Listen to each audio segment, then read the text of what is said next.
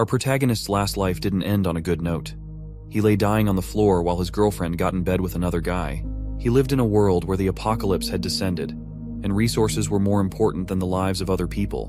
But that's not going to be where things end for him. After his death, he gets reborn with the opportunity to rewrite his horrible life and take revenge on the people that once put him down. The world is already falling into chaos as a volcano erupts right in the center of a large city. A commercial bus races through the city carrying a few dozen people. A few days ago, the underwater eruption of Mount Fuji caused a massive earthquake that sent tens of thousands of people to their deaths. Today, even a smaller city has to be evacuated because of how intense the disasters are becoming. Through the streets of this city, a bus speeds towards the evacuation location. Inside the bus, a woman realizes that she was in such a rush to enter the bus that she didn't bring any evacuation supplies. Because of that, she will have to buy new things in Jiangnan City. The man beside her asks if she has seen the news. The goods in the Walmart and Ali warehouses in Jiangnan City have all been moved. In fact, that's old news because today, Dongming Lake in Shansheng dried up, and the Darundong warehouse has been emptied too. The woman speculates that the total value of all these supplies could be in the hundreds of billions, but it is in fact in the trillions. Another man behind her confirms that the loss of supplies and various natural disasters are just the surface of everything that's happening. The truth is that the world is coming to an end. The people on the bus are frightened by the sudden thought, but they don't seem to believe the strange guy. One of them even says that he's actually looking forward to the end of the world. In that scenario, all living beings will become equal. However, that's not true. The strange guy knows that even at the end of the world, there is no day when all living beings become equal. That's because he has personally experienced the end of the world himself in a previous life. Buildings were destroyed, and everything that humanity built was erased. On top of that, giant monsters roamed the land, and everything was completely hopeless. In his last life, he was just an ordinary delivery man who was as surprised about the apocalypse happening as anyone else. When the world began to end, there was an abnormal release of solar energy, and it changed multiple things. The atmospheric temperature rose sharply, crustal movements occurred frequently, and monsters hidden underground also came to the surface. Thanks to that, the whole world changed. And in a new world, there is a new order. The extreme scarcity of supplies, even if it's just for a packet of instant noodles, ham sausage, or a block of ice, caused people to give up everything they had. This guy is different from everyone else because he has seen everything for himself. His name is Su Chen, and he was reborn 1 month before the start of the apocalypse after dying in his previous life. Thanks to that, he has all the experience, and now he can plan ahead of time to live the best life he can. While he's thinking, the woman from earlier walks up to him to talk.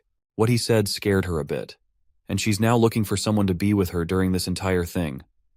Unfortunately for her, that person isn't going to be him, because he has more important things to do. He leaves her alone and steps off the bus once it gets to his destination. He doesn't need people holding him back when he knows that what's most important in the apocalypse is an abundance of supplies. In his last life, he wasted a lot of time searching for supplies, so this time, he needs to be prepared in advance. He has his eyes set on the warehouse he works in as a delivery man. He grabs his work jacket from a hanger by the door and heads into the storage room. A coworker by the door informs him that being 21 seconds late means that he will have half a day's salary deducted from his salary. The guy apologizes and heads into the warehouse to clear it out for himself. In his last life, when the apocalypse came, the boss of this warehouse ran away in advance, and his annual salary went down the drain. So these supplies are going to be his compensation. To take them all for himself, he activates a power of his called space. This spatial ability allows him to put everything around him into a super large cubic space with dimensions of tens of thousands of meters in length, width, and height according to his will. The space unfolds in the warehouse, and he's able to grab lots of supplies, including rice, cooking oil, meat, and other foodstuffs. Everything, including the shelving itself, gets stored in his space. Thanks to this, he manages to purchase a large number of supplies for $0. And thanks to this ability, he was able to dry up 2 entire lakes and plunder several cities that were destined to be destroyed thanks to the apocalypse. Back in his past life, even a packet of instant noodles was a luxury.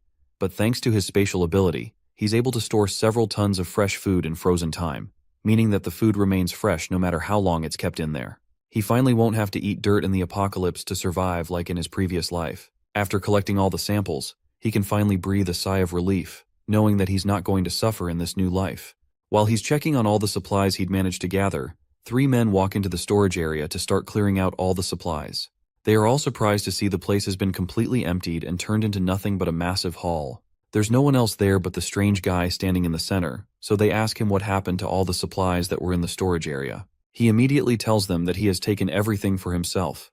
The men are surprised by his nonchalant admission, and they rush to catch him, but he easily uses his powers to dodge out of the building and remarks that he won't be late anymore since he's quitting.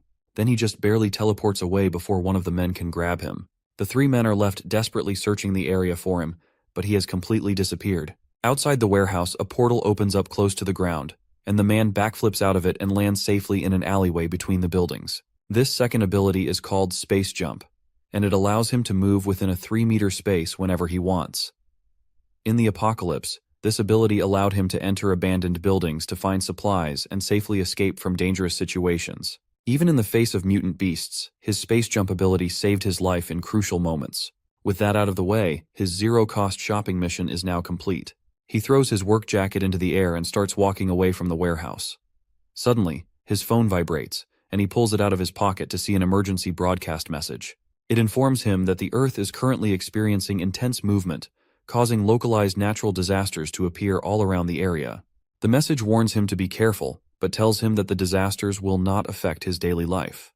The official statement from the government is to not panic in hopes that the general public will remain calm. Do they even know that the world is coming to an end? While he's looking at his phone, it rings with a call from someone that makes his face twist in disgust. It's a woman named Jiang Xiaoqian, and just the sight of her name on his phone makes his hands tremble in anger. Suchen takes a deep breath, then picks up the call. As soon as he puts the phone to his ear, her voice comes from the other end, screaming at him in anger. He has not talked to her for a long time, and she is angry that he disappeared without letting her know. He even put his house on sale with his real estate agent. She asks our protagonist if he really thinks that he will find a woman willing to be with him after selling his house. The woman on the other end is his fiancée, Xiao Qian, and she isn't someone he's very interested in talking to. On her side of the line, she's applying lipstick after just being done cheating on him with another man. While another man named Xiao Yu relaxes on the bed behind her, she continues insulting Su Chen through the phone, asking him if he remembers his responsibility as a man. He may not care about the house, but she's still a woman, and she wants him to give her the house as a gift so she can feel more secure with him. After she's done talking, he asks if she's done with her rant and if there's anything else she wants to say. His attitude towards her makes her even more annoyed, and she decides to give him one more chance to come back and transfer the ownership of the house to her. If he doesn't do that, then she will refuse to marry him. She tells him that she's on her way back to Chengdu, and that she hopes they will talk more when she gets there, but he ends the call without answering her. Xiaoqian spent 5 years with him in the apocalypse in his past life. He searched everywhere for supplies to feed her and brought her to a safe house, where he continued to take care of her. If it wasn't for him, she would have starved to death and died in the middle of the end of the world. Yet, even with that, she cheated on him multiple times with a violent man that beat Su Chen on multiple occasions, anytime he came back empty-handed.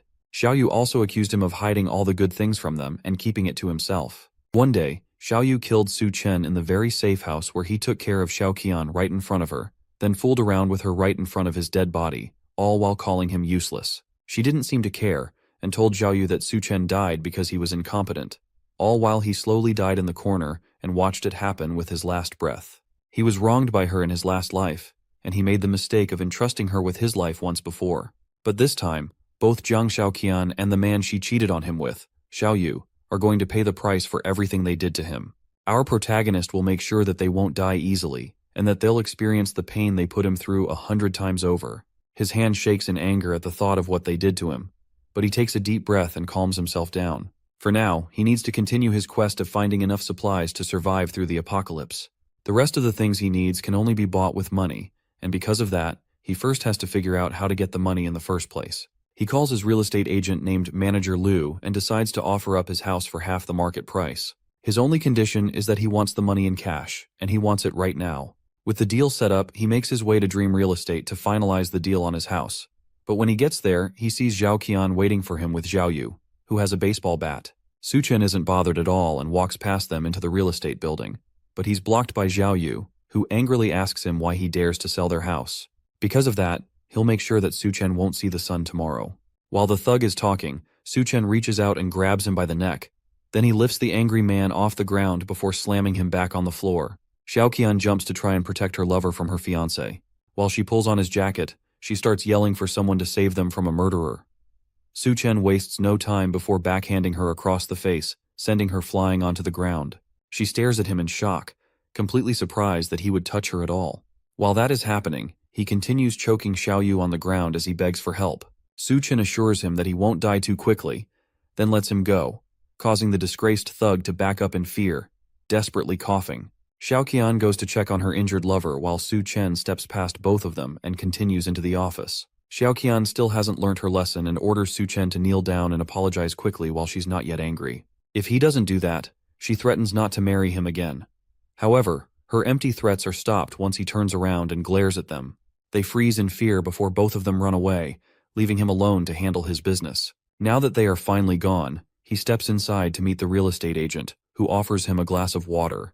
The older man looks incredibly excited to be talking to Su Chen about selling his house at such a low price. But inside, he considers Su Chen a fool for selling a house worth over $1 million for just half the price. With that kind of deal, he can make a huge profit from a quick turnaround. Thanks to that, he agrees to make the full payment immediately and hands Su Chen the contract to sign. With that done, Su Chen walks out of the office with almost $1 million added to his bank account. Although various natural disasters are happening, Chengdu, where he lives, is an inland city far from the earthquakes, tsunamis, and volcanic eruptions happening throughout the rest of Asia. Adding to that, the government is officially trying to keep the public calm, so there is still a sense of normalcy in the area, and society is still functioning well. As he thinks about his next step, he passes a flyer advertising fast and high-interest loans. That gives him an idea, and he makes it his next step to get even more money by mortgaging his property with a property certificate. That leads him to Great Sea Loans, where he meets a large-bodied man smoking a cigarette. This man is Wang Dahai, Xiaoyu's older brother. In his past life, this man died in the mouths of mutant beasts pretty early into the apocalypse. Dahai notices that his house isn't worth very much. Su Chen only wants to know how much he can borrow even with his low-value house. The big-bodied man offers $500,000 for the property, as long as he also leaves the property certificate with him as a show of faith. Su Chen demands an extra $100,000 be paid to him immediately, and they will have a deal. He slams the property certificate on the table and stares straight at the man in front of him, while also promising to gather the money in a week. That way, he can make a profit from their exchange and pay everything back at once. Dahai is interested in this offer, and it seems that Su Chen is also a gambler. As long as he's involved in the trade and there could be a profit, Dahai thinks he might even sell his own parents. The older man thinks Su Chen is stupid for believing he can turn his life around in a single day. He has no idea just how far this plan of Su Chen's goes. Dahai smiles and takes a long puff of his cigarette as he contemplates the offer. He tells Su Chen that he'll agree to the terms as long as he mortgages the property certificate with their company. If he does that, everything else will be negotiable. After a long conversation, Su Chen walks out of the office with over $500,000 transferred to his bank account for the second time that day. Now he has all the money he needs to continue buying supplies in preparation for the end of the world. Meanwhile, Xiaoqian and Xiaoyu stumble through a park after they have finished running away from Su Chen. The other man is still out of it after being choked in the street and nearly dying. As they step out of a taxi, Xiaoqian continues to complain about Su Chen. All she wants is the house that they both own, and there's nothing wrong with that according to her. Yet despite her simple request, Su Chen laid his hands on her, and she can still feel the pain of the slap he gave her not too long ago. For that, she wants to make sure that he pays the price no matter what. Xiaoyu agrees as well, still holding his neck in pain from what Su Chen put him through. He'll make sure Su Chen pays the price. He already plans to ask his older brother to take him out. As they're talking, they notice Su Chen once again casually walking down the road, heading to his next destination. Xiaoqian and Xiaoyu are surprised to see him casually walking down the road in front of them after everything he had done. They decide to follow him and see what he has been up to that has made him so cocky. Su Chen, however, is searching for the next major grab of resources before society collapses. In his memory, many commercial buildings collapsed under the impact of seawater backflow and rapid freezing in severe cold. However, the Green City Hotel withstood all the natural disasters down to the very end. Because of that, he heads there next to figure out how he can take advantage of that.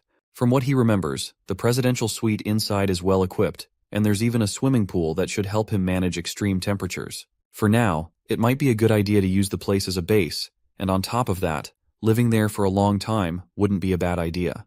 Although many warehouses were emptied before, there's no shortage of hot meals and ingredients in the hotel's warehouse. As he walks into Green City Hotel, a woman notices him. She introduces herself as Liu Xinrui, the hotel's restaurant manager, and she asks how she can assist him today. Su Chen tells her that he wants to order 1,000 tables of food for a banquet and wonders if they can do that for him. The number of tables shocks the manager, and she struggles to respond for a moment. but then she eagerly agrees that they can definitely do something like that. However, the prices range from 5,000 to 10,000, even up to 100,000 per table. Suchen decides to pick the tables worth 10,000, which means the total price will be about 10 million for the whole banquet. For that, he's willing to put down a 50,000 deposit as long as they deliver to the address that he will provide. The manager is impressed that such a young man has a grand demeanor, and suspects that he might be a hidden source of second-generation wealth. She has no idea that all this comes from huge loans and a speedy sale of his house. She agrees to his terms of a 50,000 deposit and directs him over to her office so he can make the payment. Just the cost of the ingredients for the banquet alone is estimated to be 50,000, but being able to connect with rich people means that she has to be smooth with negotiation. As they walk to her office, she asks Su Chen if he's getting married anytime soon. Since he has no other excuse for why he would need a huge banquet, he decides to go along with the story that he's getting married, and that's why he needs everything. In the meantime, he also asks her to book a presidential suite for him to stay in. With negotiations done, Suchen walks out of the hotel, happy that he managed to get 10 million worth of dishes settled for a 50,000 deposit. As for the final payment, by the time the scorching post-apocalyptic world hits, even a single block of ice will be worth billions. The woman inside is also happy with the deal and the fact that he booked the presidential suite. She thinks that he's doing all of this for his honeymoon, and that whoever marries him must be truly fortunate. While she sits and thinks to herself, Xiaoqian walks into the hotel and asks the manager about Su Chen. Manager Liu doesn't immediately answer her and first asks who exactly this newcomer is. Xiaoqian answers that she's Su Chen's girlfriend and wants to know what he was doing there. Now that the manager has verified her identity, she informs Xiaoqian that her boyfriend ordered a banquet of 1,000 tables from the hotel. She even tells her that having a boyfriend like him must be amazing. Meanwhile, in her mind, Manager Liu thinks this girl is only a 7 at best, and it seems like her temperament is way too high. Rich people always seem to like these types of girls. The two are shocked that Su Chen could order a 10 million budget banquet, and they don't believe him at first. But then Manager Liu explains that wealthy people love to play the game of hiding their identity. They fear their partners might be after their money, so they only reveal their wealth on the day of the wedding. They still don't believe that someone like Su Chen could be wealthy, and Xiaoqian remembers that for the past few days, he has done nothing but try to disappear from their lives and even resorted to cold violence. But Manager Liu proves her point by showing that Su Chen transferred 50,000 wen as a deposit for the banquet. The two leave the hotel to think about the new information they've found. Why would Su Chen order so many tables from a fancy 5-star hotel? Who is he planning to invite? Xiaoqian believes he wants to introduce her to his wealthy circle and then bring her into his life of riches. Xiaoyu asks what they should do now that they know this while he reaches for her chest with his hand. She slaps his hand away and realizes that she needs to create opportunities for Su Chen to get back with her as soon as possible. In her mind, she starts imagining a life of wealth and luxury, where she's dressed in fancy clothes, living in a luxurious house, surrounded by maids and butlers catering to her needs. Just the thought of that alone makes her drool, and she can't believe that she would see this kind of opportunity with someone like Su Chen. Su Chen returns to his old home to continue planning his zero-cost purchase, which at this point was pretty much just stealing since he didn't plan to return anything that he had taken so far, or to pay for any of it either. During his raid, a lot of essential items hadn't been bought yet, and the remaining money was just not enough to cover the costs. So he resorts to another devious method to get money. He can use online loan apps to gain a ton of money quickly and use it to fund the rest of his raid. So for the whole afternoon, Su Chen downloaded more than 80 apps at once and spent a long amount of time taking selfies and gaining loan amounts that ranged from 30,000 wen and above. By the time he was done, he had gained about 970,000 wen in loans, and he was ready to start his shopping spree yet again. He collapses on the bed, feeling the urge to pass out, but there was no time to waste at all, and there were still many things to buy. He had to get fireplaces, ice makers, ice blocks, smokeless coal, and other supplies that weren't available in supermarkets. Fortunately, all these things can be bought online, and the delivery is super fast. He's going to need all these things to survive the extreme heat and the severe cold that will kick off the apocalypse. Him making it through the intense temperature changes will completely depend on whether he has enough materials to regulate the weather. So he gets to work, contacting multiple companies to prepare the materials that he would need. He starts by ordering 2,000 tons of smokeless coal, and offers to pay 500,000 wen in deposits. Then he does the same thing with the ice factory, ordering multiple tons of ice from them as well. A few of the companies request a face-to-face discussion, so he leaves his apartment to head over and talk to the ice makers. As soon as he steps outside, he stumbles into a new face, followed by an unwelcome old one. Her name is Li Na, and she is a close friend of Xiaoqian. In fact, She was the one that introduced them to each other and trapped him in that awful relationship. She walks up to him with a smile while her friend follows closely behind. She then tells him that his girlfriend has been missing him very much. He asks them if she has been missing him or if she has been missing his house. Lina tries to cover for her friend and tells Su Chen that his girlfriend was only testing him before. She accuses him of being clueless and ignoring how sad Xiaoqian has been without him. The gold digger of a girlfriend takes the opportunity to latch onto Su Chen's arm and plead with him. She asks him to accompany her for a walk and apologizes for scolding him yesterday in hopes that he won't be mad at her. The act doesn't impress him at all, and he pulls his arm away, telling her that he's busy and she should go and take a stroll by herself. Xiaoqian is surprised that Su Chen is acting so arrogantly, but Lina snaps her out of it and points out that he's taking a taxi somewhere. This might be her final test, so she encourages Xiaoqian to follow him in a different taxi and see where he goes. Su Chen makes his way to the ice factory to meet with the manager and place his order. The older gentleman greets him and seems surprised that Su Chen is so young despite all the things that he's buying. The two shake hands, then the younger man follows up the discussion by asking how long it'll take to produce and ship the 2,000 tons of ice that he had ordered. The manager assures Su Chen that their ice factory is very efficient and one of the best in the state. He promises to deliver the edible ice in 3 days, and the total price of it all would be 800,000 wen. Su Chen agrees and hands over a 100,000 wen deposit. Then he gives the man an address to deliver the ice to in 3 days. Now that the transaction has been confirmed, the man decides to ask him why he needs so much ice. Was there some sort of large-scale event happening somewhere? If he is a regular organizer, then they could partner more in the future. He was somewhat correct, since there is definitely a large-scale event happening soon, but Su Chen can't just casually tell him that. So instead, he lies that he plans to donate all the ice to the Alishan for charity. The manager is surprised, but at the end of the day, an 800,000 yuan deal has been settled immediately at the entrance. That young man must really be something. As he watches Su Chen's taxi drive away, another taxi pulls up, and he wonders if this is someone else here for business without an appointment. Xiaoqian and Lina step out of the taxi and walk over to talk to the manager. Xiaoqian tells the boss that Su Chen is her fiancé, and she wants to know what they were talking about. He doubts her a little and wonders if this is some sort of detective play, but he still tells her that Su Chen had ordered 800,000 yuan worth of ice from his company. Xiaoqian and Lina nearly scream at the mention of that, since this pretty much confirms that Su Chen must be some sort of second-generation super-rich personality. No one in their right minds would spend that much money on just ice. Lina desperately asks what Su Chen wants to do with so much ice, and he tells them that Su Chen plans to donate it for charity. Of all the responses they expected, they definitely were not expecting that. Back with our protagonist, Su Chen has now purchased all the items he would need to survive in the apocalypse, and now he decides to enjoy the little time he has left before the world descends into chaos. In his last life, he was too busy working to ever think of doing anything in luxury. Even going to a small cafe was out of the question for him since he was so preoccupied. So he decides to go to a fancy restaurant to relax and enjoy himself. A waitress welcomes him and hands him a menu to look through. There's a lot of delicious foods like butter chicken, naan, and smoked steak, with each item on the list needing him to spend up to 4 digits. One menu item in particular catches his eye, and it seems to be a mystery item that costs 17,000 yuan. He asks about it, and the waitress confirms that it's a meal personally crafted by the head chef of the restaurant. The details completely depend on the chef's inspiration. That sounds interesting. So Su Chen decides to get that for himself. In his last life, at the beginning of the apocalypse, a strange force caused many creatures to mutate and turn into terrifying beasts.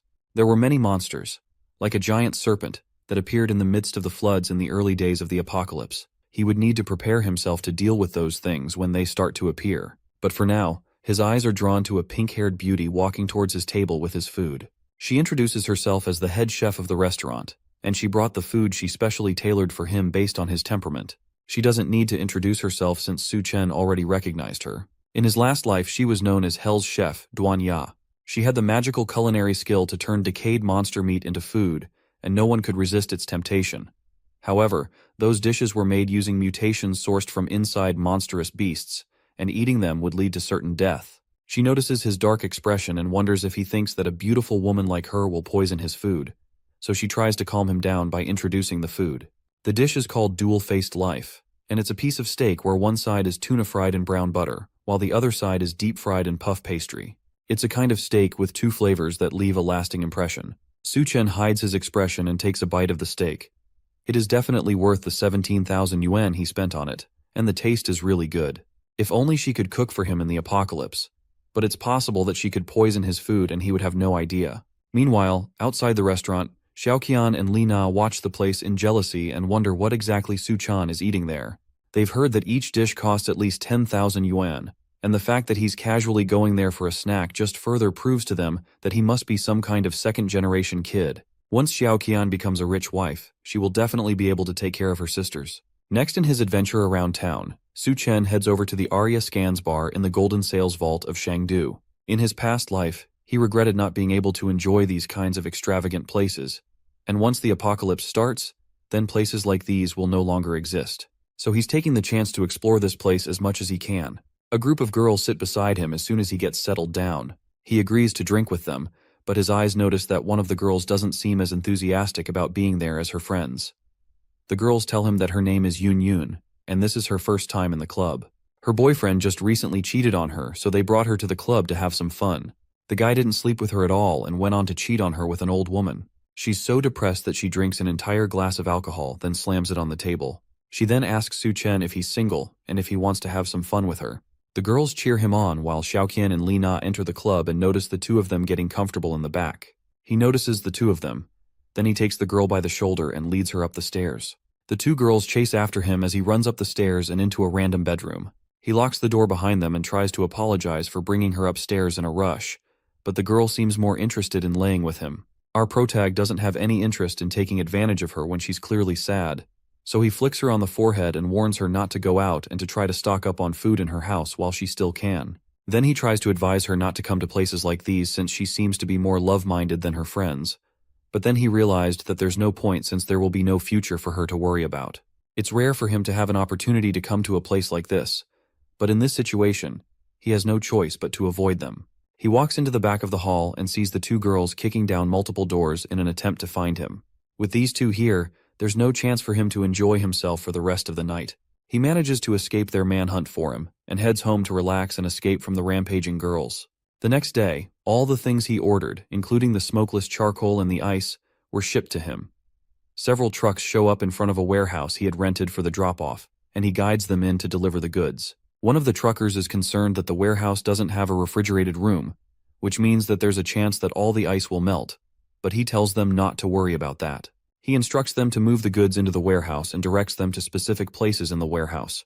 While all of this is happening, Xiao Yu tracks down Xiaoqian to tell her that Su-chen has rented a large warehouse in the suburbs, and he also bought a lot of large machines that are being moved into the warehouse. She's interested in what he's doing, so she goes over to the warehouse with Li Na to see what's going on for herself. The first thing they see as soon as they get there is the massive banquet from the Green City Hotel being delivered and set up. There was even a red carpet laid out, and the whole setup looked like an after-party for a wedding. Li Na is convinced that Su-chen would propose, and then guests will come in from all directions to see the wedding. Xiaoqian is still proud enough to say that even if he proposes, then she might not accept it. Then she asks Li Na to accompany her to see just how sincere Su-chen will be towards her. They head over, and Xiaoqian asks him why exactly he's buying so many things, and what he wants to do with so many supplies. He doesn't answer them. Then he tells her to help move the boxes into the warehouse. If she helps, then he will tell her everything she needs to know. Xiaoqian is disgusted by him suggesting that she would do menial labor. She's planning to become a rich lady, so how can he expect her to do such rough work? Lena reminds her that this is a test for her to see if she's qualified to become a rich lady. Despite still being appalled that she's being told to do grunt work, she decides to just do it for the sake of her future rich girl lifestyle. She manages to lift a heavy box onto her shoulder to prove to him that she's not just a delicate woman. Lena also tries to help out as well since she knows that second-generation rich people are usually lustful, and there's a chance that she could become a rich lady as well if she played her cards right. All the while, Su-chen just laughed at the free labor he was getting from these two. There were so many supplies to move around, and even though the hotel had sent some people to help, it would still take a long time to get everything into the warehouse. They spend the whole day moving things, and by evening, they are done. With all the work done, Xiaoqian is exhausted and angry. She worked all through the day without even a meal. Surely, after all this, she will definitely become a rich lady, just like she has always dreamed. Lena also lays on the floor exhausted. She can't believe that Su-chen made them lift heavy things all through the day. Just the ice blocks alone weighed over 100 pounds each. But now, the test is finally over, and he is going to make her his bride. Then they'll have a huge wedding, and all the wealthy guests will start appearing. At least that's what she thought when she walked over to confront Su-chen. The man is busy paying all the workers huge sums of money as thanks for their hard work. Then he promises to settle the remaining bill during the week according to their contract. The workers all sing in appreciation before leaving, while Xiaoqian leans against a door, waiting for him to propose to her. Suchen walks past her and heads towards the warehouse. On his way, he thanks her for helping but tells her that she isn't getting any pay for her work, then tells her to leave. Xiaoqian desperately asks him to stop playing around with her. There had to be guests coming to see them start their good and happy married life. That's what all these preparations were for, right? Suchen is amused by her thoughts of a good life. He almost wishes that their happily ever after would come. But now, not only did he sell his house, but he's in a ton of debt from the multiple loans he has taken out to buy all this stuff. Lina yells in surprise behind them. That had to be impossible. He bought over 10 million yuan worth of food from a restaurant, as well as tens of thousands of other supplies. How could he be broke after all of that? Suchen decides to lie that there's a big boss who wanted to do a good deed, so he decided to help out. The boss wants to bring people from charity together and give them food and supplies. Xiaoqian can't take it anymore and lunges at him. She screams that he lied to her, and he has been leading her on this entire time. But our protagonist easily dodges the attack and tells her that he never lied to her. This entire thing was just her delusion, and she was left thinking something that wasn't true. She continues yelling at him while she lays on the ground.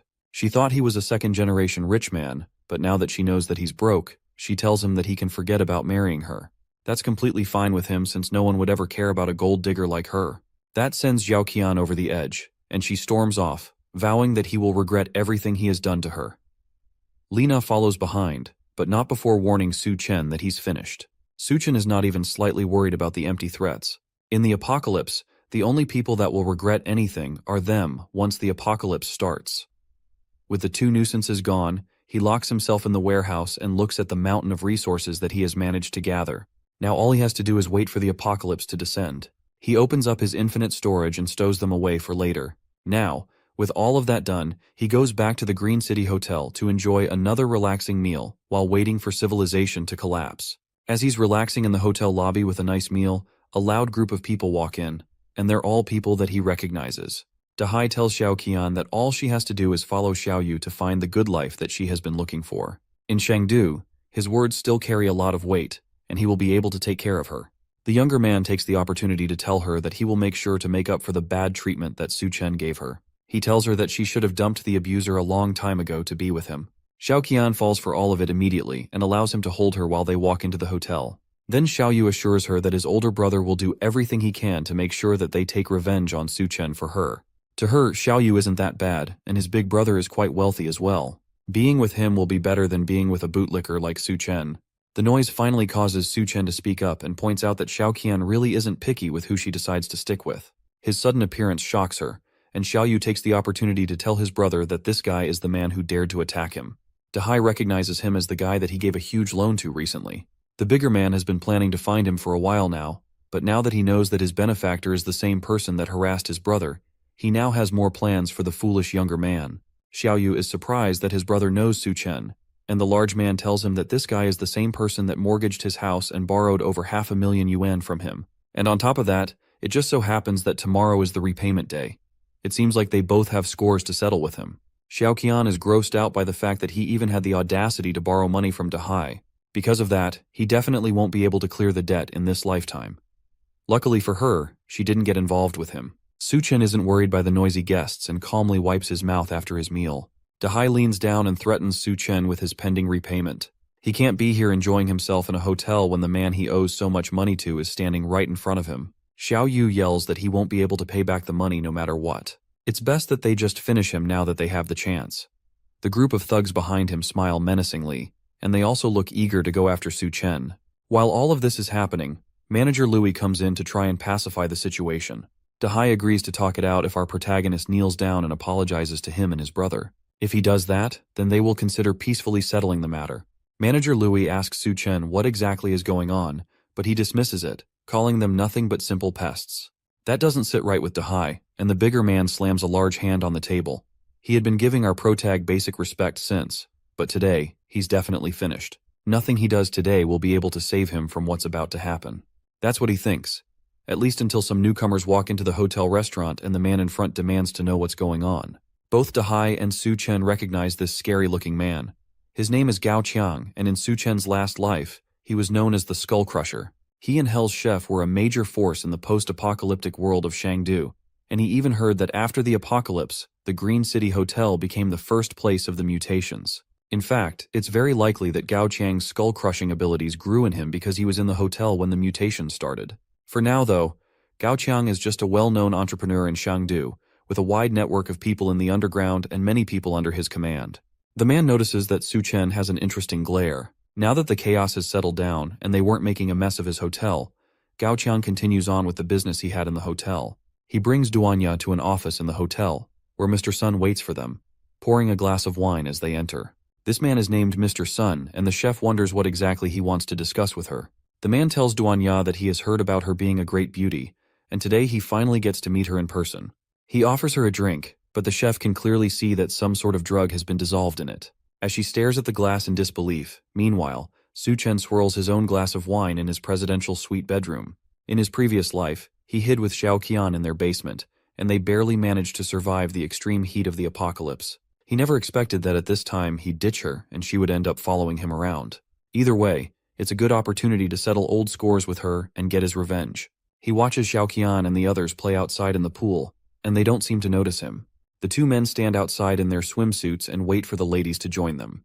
Dahai notices that the air has been getting much hotter recently, and it almost seems like it's hotter at night than in the day.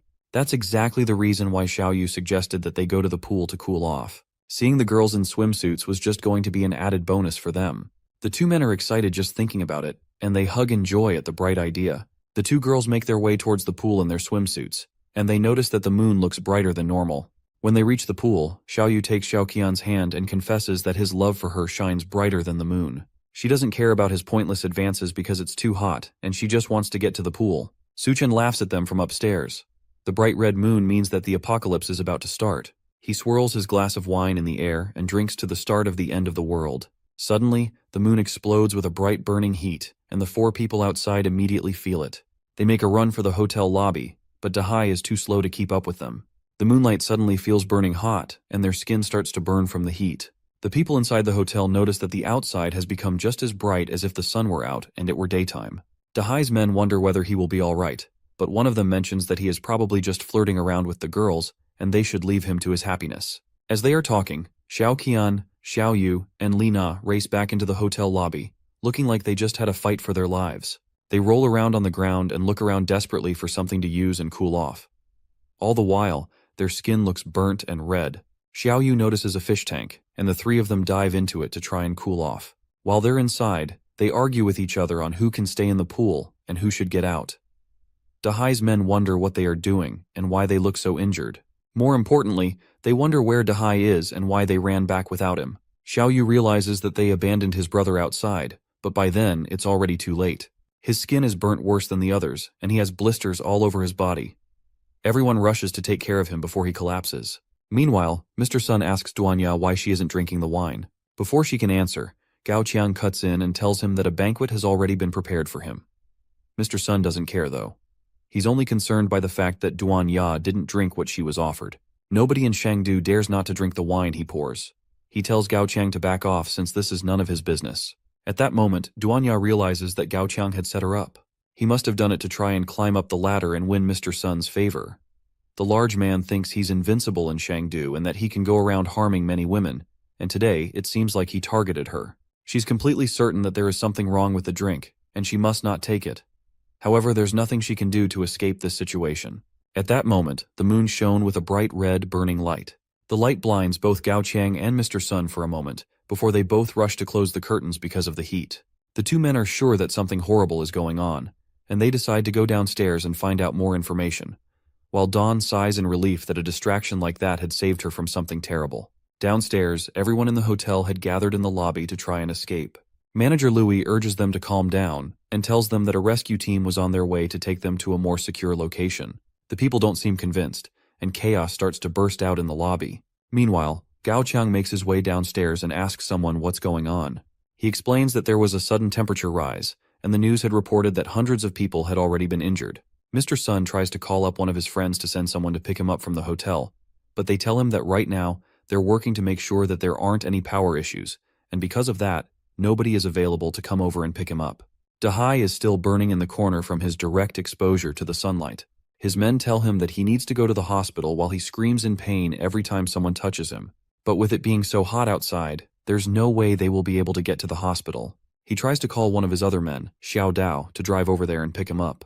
Xiao Dao is already in the underground garage of their real estate headquarters, and he starts driving out to go and pick them up at the hotel. Because he's underground, he can't feel the heat as much as others can, until he drives into the street and notices that everywhere is bright, as if it were still daytime.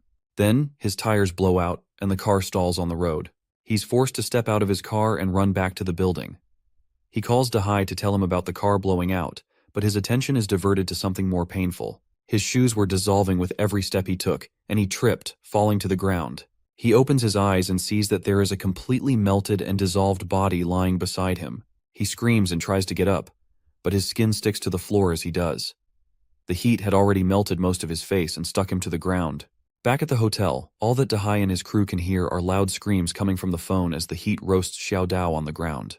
While all of this chaos goes on downstairs, Su Chen sleeps comfortably in a nice, well-air-conditioned room, without a care in the world. Almost immediately, breaking news reports circulated on the TV, warning people that the weird temperature anomaly had already taken nearly 100 lives. It advised people to stay indoors to prevent skin and respiratory burns. The heat is so powerful that not too long later, the city's power grid blows up, leaving everywhere without electricity. Dahai continues trying to call back the driver, but the line never connects. It seems like Dahai is no more, and on top of that, all the other rooms in the hotel have been fully booked. Dahai and his group had to resort to taking the last room available, which they will have to share with Xiao Qian and Li Na. The two girls are not pleased about this at all, and they complain that they will need a separate room. While they're arguing, the power goes out, which means that the air conditioning also stopped in the hotel, causing the building's temperature to rise rapidly. If they don't leave the room, they'll suffocate from the high temperature. While the men struggle to take off their clothes and try to find a way to cool down, Xiao Qian remembers that Su Chen had booked the presidential suite, and it even had a pool. If they kicked him out, they could take over the place for themselves. Su Chen himself enjoyed the night by swimming in his room's personal pool. In his last life, the city's electricity had hidden dangers due to improper maintenance. No matter how much manpower was invested, the city's electricity still exploded despite everything they tried to do. Because of that, all the users connected to the city's electricity were affected.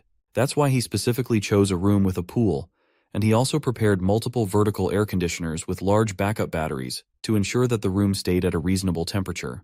He uses his spatial abilities to summon some of his stored ice, as well as a large table of food to enjoy himself with. It's only the first day of the apocalypse, so he's planning to start it with a simple breakfast. As he's about to start eating, a loud knock comes from his door. He opens it up, and the men and girls outside immediately notice that inside the room is so cool. As soon as he opens the door, they notice the lineup of air conditioners and the multiple blocks of ice that are keeping the room cool. The women shout at him for being selfish and enjoying all this luxury while they roast outside. They try to force him to leave the room for them, while Dahai reminds him that he owes a lot of money to his business. In order to pay back the interest of the past few days, all he has to do is give up the room to the older man. Otherwise, he will throw our protag out by himself. Su Chen is having none of that and pulls out a gun as self-defense before firing a shot right at Dahai's stomach. He warns them that if they take one more step forward, then he will take another shot. The sight of a gun causes them all to freeze while Dahai stares down in shock at the bullet wound in his stomach. Since they haven't left his doorway yet, he takes another shot, this time at Dahai's leg. Then he tells them that he'll count to 3, and if they haven't disappeared from his sight, then he'll unload more bullets at them. The group doesn't need any more info, and they escape while they can. Back in the hotel's lobby, Gao Qiang demands to know why there's no food in the whole hotel. Manager Louis apologizes and tells them that a few days ago, someone booked 1,000 tables for a banquet, and because of that, they almost ran out of ingredients to cook. They were supposed to get another delivery today, but the heat wave is clearly stopping that from happening. Since there isn't enough left, Mr. Sun demands that all the water and food get brought to him instead. The people in the lobby protest at that, and they try to attack him, but his thugs just barely protect him from the crowd. All the while he sits back, not even bothered that there's an entire crowd of angry people trying to attack him. Then suddenly a group of people ran into the lobby, shouting that Su Chen tried to kill someone. Gao Qiang notices that Dahai has gunshot wounds, but he knows that there aren't many people who can get their hands on a gun. It seems like there's a tough character living upstairs. Xiao Qian announces to everyone that Su Chen's room has electricity, air conditioning, and even a swimming pool. That catches everyone's attention, and she verifies that she saw it with her own eyes. There was even lots of food and ice cubes, which made the room seem like heaven compared to the sauna that was in the hotel lobby. The crowd rallies together and makes their way upstairs to confront Su Chen, and Dahai orders his men to follow them and make sure that Su Chen gives up his room no matter what. The crowd reaches the door to the residential room, and when Su Chen opens the door, they get a taste of the cool air in the room. They all beg him to allow them to stay in his room, while a kid peeks his head into the room looking for the fried chicken that Xiao Qian had mentioned. Once he spots it, he runs into the room in a frenzy, desperate for a taste of the food, but a food to his stomach sends him flying back into the crowd. That causes the crowd to go into a frenzy since he kicked a child. They determine that someone like him doesn't deserve to stay in such a luxurious room. They try to rush at him, but he pulls out the gun and shoots blindly into the crowd, taking out one of the people standing at the back. As the man drops dead to the floor, he reminds them that he may be alone, but they only have one life. Downstairs, Xiao Yu screams out once he notices his brother is outside, lying down in the scorching sun. The rest of his brother's men hold Xiao Yu back from running outside, as his brother is already long dead. His wound was already infected and rotting, and because of the high temperature and there was no medicine to treat the wound, the man passed on. Xiao Yu knows exactly who to blame for this, and it's the man that shot his brother in the first place. The man himself is currently being seduced by Xiao Qian and Li Na, who are trying to remind him how much she loves him. They tell him that he couldn't shoot them, and he was just trying to scare Dahai and his crew. They beg him to let them in, and if he does, they will do whatever he wants. He sees how desperate they are to be with him, and finally decides to let them in. Before they can do so, Xiao Yu charges through them, aiming to kill Su Chen and take revenge for his brother. That causes Su Chen to declare that anyone who crosses his door will die, before he brings out a baseball bat and sends Xiao Yu flying with one hit. He flies back, knocking into the two women behind him and sending them all down to the ground. Now that they've seen his violence for himself, the two girls don't want to go anywhere near him, so he tells them to get lost in his sight. They drag the knocked-out Xiao Yu away, and he glances up at the armed surveillance system that he mounted up beside the door. If they hadn't left, they would have died, regardless of if they managed to take him out in the process. Outside, a cargo of armed military vehicles drives down the burning streets towards the hotel. The tires have been modified into treads, and the windows have been insulated to make sure that the rescue team can survive the journey to the hotel and back. One of the vehicles parks in front of the hotel, and some armed men in insulated suits step out and enter the hotel lobby. They ask if Liu Zhengguo from the academy is in the building, and he steps out from the crowd towards them. The rescue team is there for him, and only him, and they give him the insulated suits to put on so he can leave with them. Professor Liu is a geological expert, and he will be able to play an important role in stopping the disaster. The rest of the people in the lobby yell out in protest, because they are trying to rescue only one person instead of the crowd of people that were also trapped in the hotel. One of the men announces that the authorities have already launched a separate rescue operation that will take place at midnight, which is the coldest time of the day. Once nighttime falls, they can all make their way to Silicon Valley Plaza, where they will find the rescue point. The others in the lobby celebrate that they will soon be rescued, but not everyone is satisfied. Mr. Sun rushes towards one of the insulated guards and demands that they give him an insulated suit so he can leave with them, but the guard is easily able to restrain him. With no other options, he orders Gao Chang to snatch up one of the insulated suits for him, but they can't move with several guns pointed at them. The soldiers turn to leave, but Xiao Qian stops one of them and tells them that there's a murderer upstairs. Lina also announces that the murderer has a gun, and he has killed several people already, and he almost killed them too. One of the soldiers, Xiao Feng, decides to stay back and investigate the situation. The other soldiers warn him not to be too impulsive and to focus only on completing the mission, but he declines and assures them that he will contact them after dealing with the situation. He heads up the stairs, and Xiao Qian celebrates the fact that after Su Chen is shot dead, then she will be able to stay in the room and wait for rescue. Xiao Feng sneaks up to the presidential suite, but then he notices a camera watching him through a plant in the corner. Before he can process it, the door opens, and two bombs are thrown out. The first is a flash bomb, which immediately blinds him. Then the second is tear gas, which causes him to cough uncontrollably. While he's trying to regain his senses, Su Chen sneaks up behind the soldier and hits him with the baseball bat, knocking him out cold. He wakes up a little while later, tied to a chair and still feeling the effects of the gas and the blow to his head. And the first thing he notices is that the place is very cool. Then he sees Su Chen looking at his military ID while holding his gun. He also realizes that he has been stripped down to his underwear, and all his armor has been taken as well. Now that he's awake, they can talk. But the soldier is more interested in how an ordinary guy got so many ice cubes and air conditioning. He's also curious about how he got access to so many weapons and flash bombs. Su Chen tells him that he's a recent graduate, and he got the guns and everything else during a trip to the Middle East. The story is completely unbelievable, but But there's nothing our protagonist can do to change that, so he instead switches to asking more important questions. Suchen wants to know if the government has set up rescue points for citizens to go to in the morning. The soldier is shocked that he knows about that, but Suchen doesn't ask, and instead he explains that being exposed to the moonlight for more than 10 minutes can lead to fainting, and this will cause many people to die on the way to the rescue. Xiaofeng knows this, but there's no other way to save people. They have established safe zones and modified rescue vehicles in the area, and all they need is for the residents to reach the rescue point on their own. All they need to do is to wear some sort of insulated blanket, and they should be able to survive the walk to the rescue point. Suchen places a hand on his shoulder and goes behind him with a gun pointed at the back of his head. The soldier begs for a moment for our protag not to kill him, but Suchen cuts the ropes and sets him free.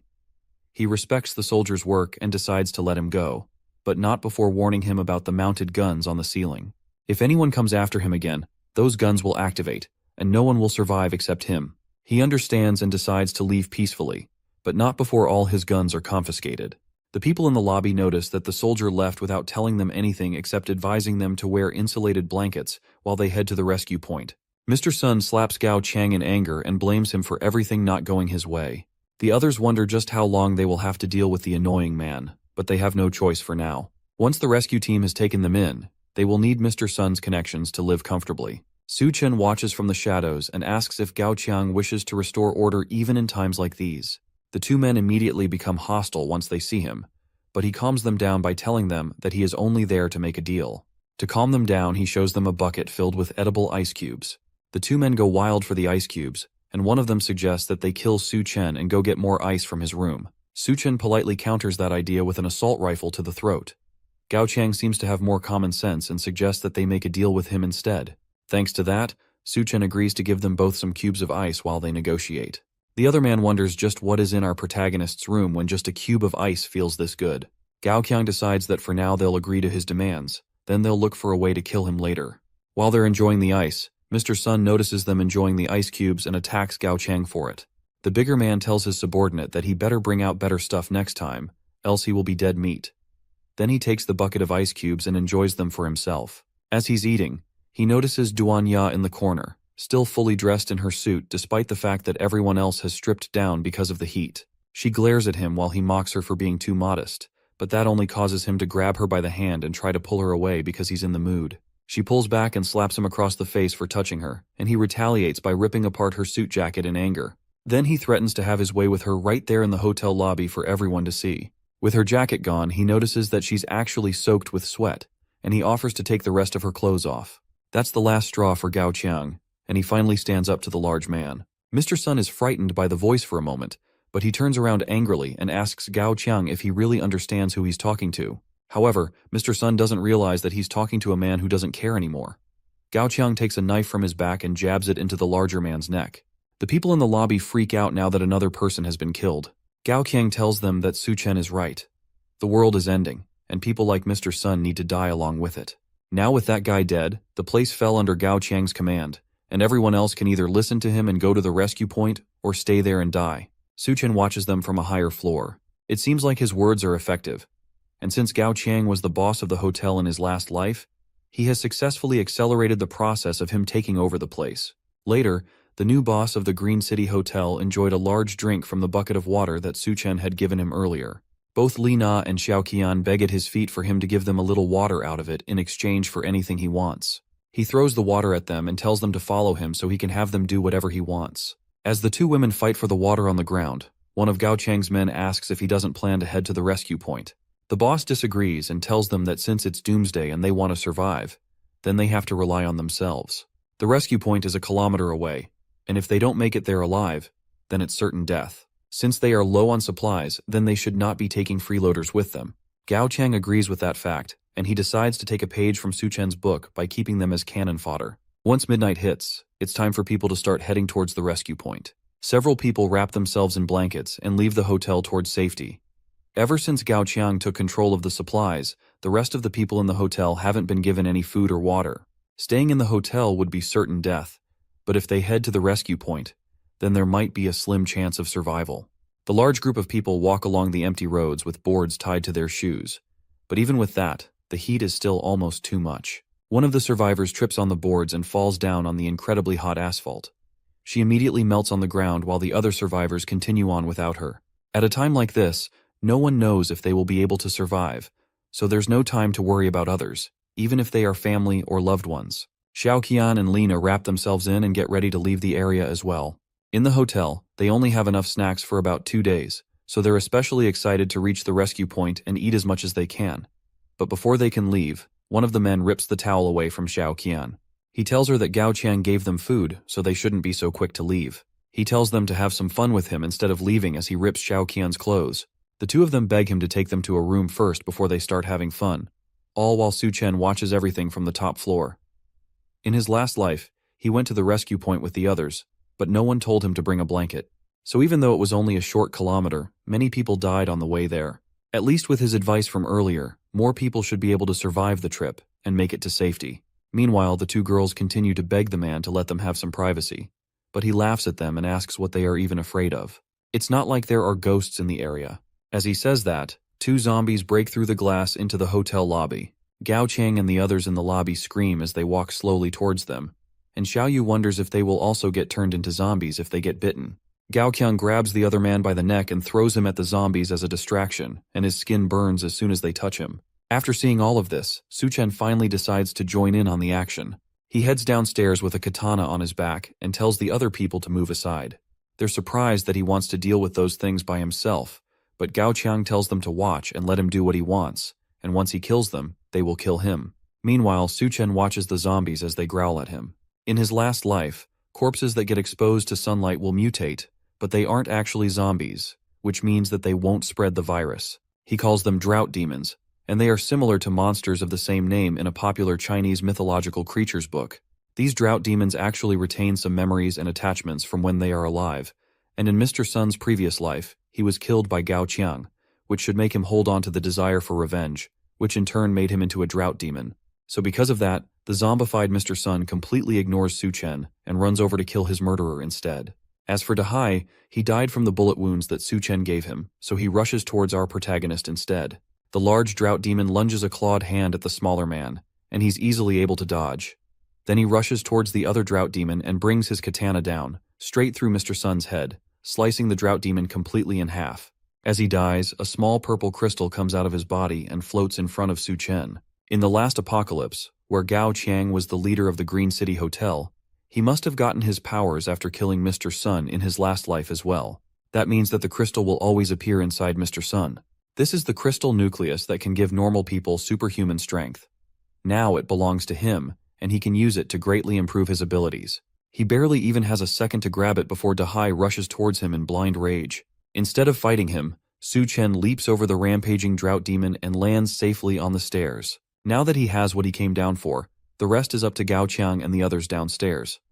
With no other choice, the boss grabs Xiaoyu by the neck and throws him towards Dahai. That manages to knock the man and his zombie brother into their supply of water. Then he yells for the others to find weapons and attack. Meanwhile, Su Chen pours himself a drink and dissolves the crystal in it. In his last life, these crystal nuclei occasionally appear in the skills of drought demons and other mutant beasts. They are extremely rare, and it only appears inside everyone in 100. To get the power from them, one has to clean the crystal nucleus thoroughly, then swallow it directly. Once the crystal is fully submerged in the drink, he downs the entire thing in one gulp. The effects show immediately, and his body bursts with so much power that his clothes immediately explode. He screams out in pain as his eyes grow red before finally collapsing naked on the floor. Downstairs, it seems like the zombified Dahai is dead. Gao Qiang stomps on his head in anger and yells for it to move, but it lays motionless on the floor. Killing it also took out their last source of water. Without any water, Lina decides to try and escape to the rescue point, but one of the men grabs her and says that he will cut off her legs if she tries to run again. She begs him to let her go since, without water, everyone there will die of thirst anyway. Then she tells them that if they let her go, she will tell them a way to deal with Su Chen. That interests them, and they urge her to speak before they kill her. She tells them that Xiaoqian is Su Chen's finance, and if they attack her at Su Chen's doorstep, then he will definitely open the door so they can ambush him. The men agree with her, and Xiaoqian is shocked that her own sister would suggest using her as bait. They turn to grab the ex-fiancé, and she tells them that she will cooperate with their plan. But first, they need to find her some food. She specifically wants some meat. That's not possible since the meat in the electric fridge has already spoiled, but Gao Qiang has an idea. He gives her a knife while the other men gather and hold down Li Na. Then he tells her that if she wants meat, then it's up to her. Xiaoqian catches on quickly and realizes that they want her to eat her own sister's flesh. She thinks about it for a moment, then turns to Li Na menacingly while holding the knife. Li Na starts screaming as Xiaoqian walks towards her. She tries to beg and remind her that they are sisters and that she shouldn't do this. The other woman doubts her words, and if they are really sisters, since not too long ago, her so-called sister had suggested that they use her as bait. Without even thinking about it, she takes Li Na by the neck and stabs the knife into her stomach several times. As she brutally murders her sister, even Gao Qiang and his men watch on in surprise as she tells her dying sister to blame herself for this happening. Then she laughs over the body as blood pools around her feet. Now that lunch is secured, she laughs crazily and promises that once she is finished eating, she'll go upstairs to his room and drink his blood. Gao Qiang tells them to let Duanya cook the meat since they will need all the strength they can get to deal with Su Chen. One of the men tries to protest, but the boss reminds him that without water, none of them will last a day, so if they don't want to turn into a dry corpse, then they should do as he says. The man is reluctant, but he eventually shouts for them to look for Duanya. Meanwhile, Su Chen has woken up and decides to rest his powers. He realizes that he has gained physique-type abilities, and his resistance to heat has also improved. On top of that, even his muscles and his strength have increased as well. He tests his new power by crushing a large block of ice with one hand. As he stands and admires his new abilities, a knock comes from his suite door. It seems like someone else has come to his door to bother him. He looks through the security camera and notices that it's Hell's chef Duanya waiting for him. Outside his door, she waits anxiously for him to open up and let her in. Everybody downstairs has gone crazy like Gao Qiang, and the down floor is no longer safe. Her only hope right now is to partner with Su Chen, and thankfully, she has some leverage to get her way. When he finally opens his door, he's still completely naked as he asks her if everything is okay, and if she needs some help. She notices his undressed body and screams while he hurriedly apologizes, and realizes that he forgot to get dressed before coming out to meet her. He invites her inside his apartment, and although he considered subduing her, the atmosphere is a bit awkward now for both of them. But based on his previous life, he knows that Duanya is a very strong-willed woman, and she had a cooperative relationship with Gao Qiang. So if he finds a way to bring her to his side, then he will benefit greatly. He starts by telling her that his resources are limited, and on top of that, they had only just met. He can't just be expected to take her in just because she's pretty. Duanya realizes that the room is well equipped with ice and electricity, and because of that, she will have to show her worth if she wants to stay there. She tells him that she's not just a chef, she's also a graduate from Southwest Medical University, which means that she has a medical qualification certificate and 3 years of experience as a surgeon. The fact that she's a doctor is exciting to him, but that doesn't change the fact that his resources are limited, and he's uncertain if they can survive till tomorrow. She gets desperate and tells him that as long as he doesn't kick her out of the building, then she'll do anything he wants her to. He accepts her offer and tells her to consider his room her own home. By the time she realizes what she said, it's already too late for her to take it back. He then warns her that her only choice when she's with him is to behave himself and to make sure that she doesn't have any ulterior notices, or else he will take her out. She, however, has no plans of going against him and has never doubted his methods and determination. Now that everything has been decided, he tells her to take off her clothes since now it's time to start repaying him. She goes to take a shower now that Su Chen has allowed her to stay in his room. There's water, electricity, and everything someone would need to survive the apocalypse and never worry about the outside. There's no need to think about the scorching weather or being eaten by the others. For anyone on the outside, this place would be heaven. That doesn't mean Su Chen is any kind of angel, though. His intentions are pretty obvious, especially when he told her that he would give her something different to eat. But she doesn't have a choice. It's either this or the scorching and unforgiving apocalypse. Thankfully, she already considered that he would act like this before she came up to his room, so there's nothing she can do about it. Meanwhile, in the living room, Su Chen watches her shower.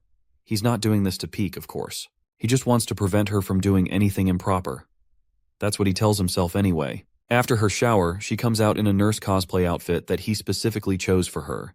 The clothes are a bit too small, and obviously not enough to cover the essentials. He tells her that she looks absolutely perfect in the outfit, which makes Duanya blush and look unsure. Suddenly, there's a heavy pounding on his door. Someone is shouting for him to come out and save them. Meanwhile, another voice yells that if he doesn't come out, then he'll break the door down. Outside the door, someone lurks menacingly with razor-sharp teeth and claws.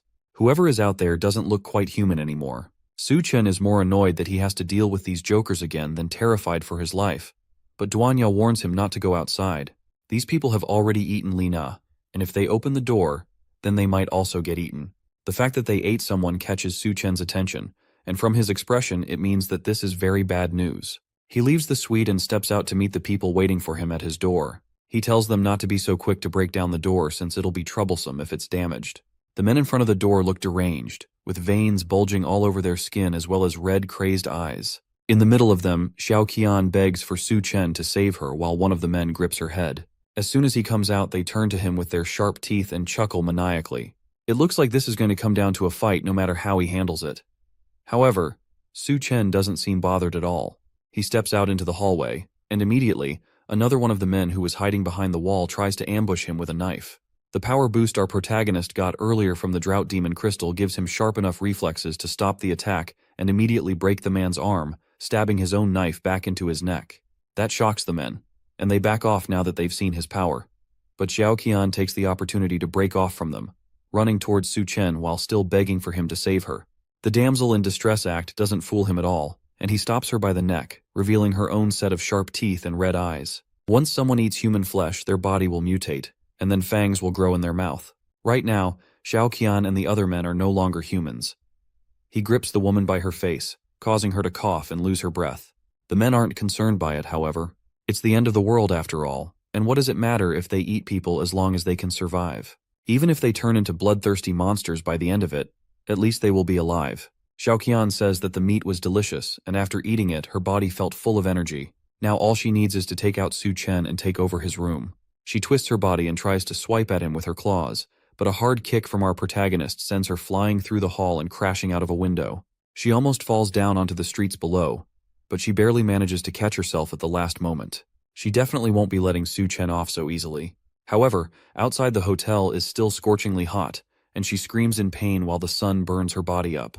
Meanwhile, inside, the men decide to rush at him together before he has a chance to draw his gun. Su Chen calmly wonders if he even needs to waste bullets on these guys, and one of them warns him not to underestimate them too much. He jumps into the air and prepares to come down on Su Chen and take him out. Unfortunately for him, he doesn't mind wasting, and he raises a gun, putting a bullet through the first attacker's head. The rest spread out, hoping to avoid the gun entirely, and hit him while his guard was down. Thanks to their new forms, not only are they stronger now, but even their reaction speed has greatly improved. Meanwhile, Su Chen continues to fire bullets into them as they try to rush at him, but they easily dodge everything. In this situation, simple bullets won't be enough to bring them down. One of them latches onto the ceiling before bringing himself down towards Su Chen. But that kind of weak attack isn't enough to surprise our boy. He grabs the man by the head and slams him into the ground, killing him instantly.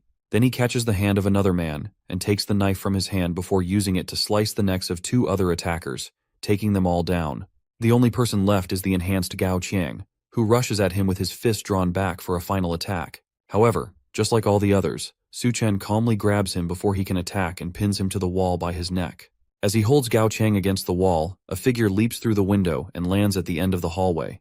It's Xiao Qian, and it seems like the sun has mutated her, giving her sharp spikes on her back and a long tail while also making her look even more deranged.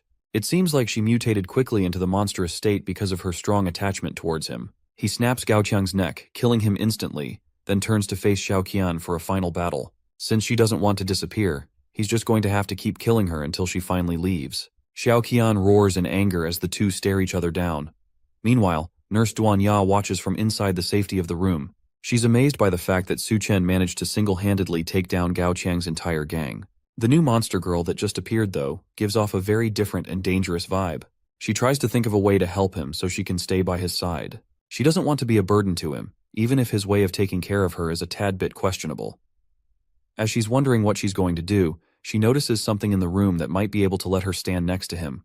The nurse heads back into the room and comes out with a whip, ready to fight against the monster. She tells Su Chen to let her help, but he's not very impressed. Not being scared and refusing to hide is a good trait, but with the way she's dressed, she's only going to end up distracting him. The monster roars again to remind the couple that they have bigger fish to fry before she charges at them with tremendous speed. Su Chen barely manages to dodge a swipe at his head, leaving his shirt to take most of the damage. Then he activates one of his abilities, Superpower, Berserker Mode, which boosts his strength and durability to huge levels. The monster rushes behind Su Chen and tries to bite into his neck, but even with her razor-sharp teeth, it doesn't leave a dent. Now that she's taken her swing, it's his turn, and he starts by grabbing both of her arms, then backflipping behind her, landing on her back while holding her arms above her head. He then asks her if she's ready, but she doesn't have a moment to respond before Su-chen rips both of her arms off, slamming her hard into the ground in the process. She screams out in pain as Su-chen lands behind her, ready to take her out once and for all. He had planned to let her suffer a bit more in the apocalypse while slowly torturing her to death, but now he has to kill her earlier. Or that's what he thinks at least. She wraps her tail around the dead body of one of the attacking men and lifts him up in the air. Then she splits her mouth open, down to her torso, and swallows him whole, giving her even more power. As soon as she takes him in completely, her hands regenerate, and her strength returns tenfold. It seems that she can regenerate severed limbs. That's great for Su-chen, since if she can regenerate, that means that she's not so easy to kill after all. It also means that he can tear her apart many times over and have as much fun torturing her as he wants. He rushes towards her and goes behind her again, grabbing her left arm. Then he rips it off, pushing her down to the ground again. Before she can get up, he rips off her right arm as well, followed by her tail and both legs. Almost immediately, her limbs regenerate, just like he had planned, leaving her in perfect condition again. That was only the first round, though. The second round starts immediately after as Su-chen continues to rip her to pieces over and over again, allowing her body to regenerate, before ripping her apart again. He doesn't just go for the limbs either. He moves on to the tongue, then her internal organs and everything else. Apart from the head, it seems like everything else can regenerate, meaning that he can keep toying with her as much as he wants. By the 21st round, her body stops regenerating, and she lays defeated and broken on the ground. He was planning to gouge out her eyes, but he decided not to go that far. After all, he's now a devil. She shakily asks him why he's going too far to torture her, and what his reason is for making her suffer before her death. He tells her that it's simply for revenge before bringing his foot down hard on her head, killing her instantly. Now that the threat has been taken care of, Duanya nervously asks him if he's all right, but instead of answering her, he asks her if she's ready. He has been so heroic that she should be ready to reward him. Elsewhere, at the rescue point, it seems like the outside temperatures are normalizing. It's not much hope, but maybe the apocalypse is ending already. At least, that's what the soldiers stationed at the engineering university station think.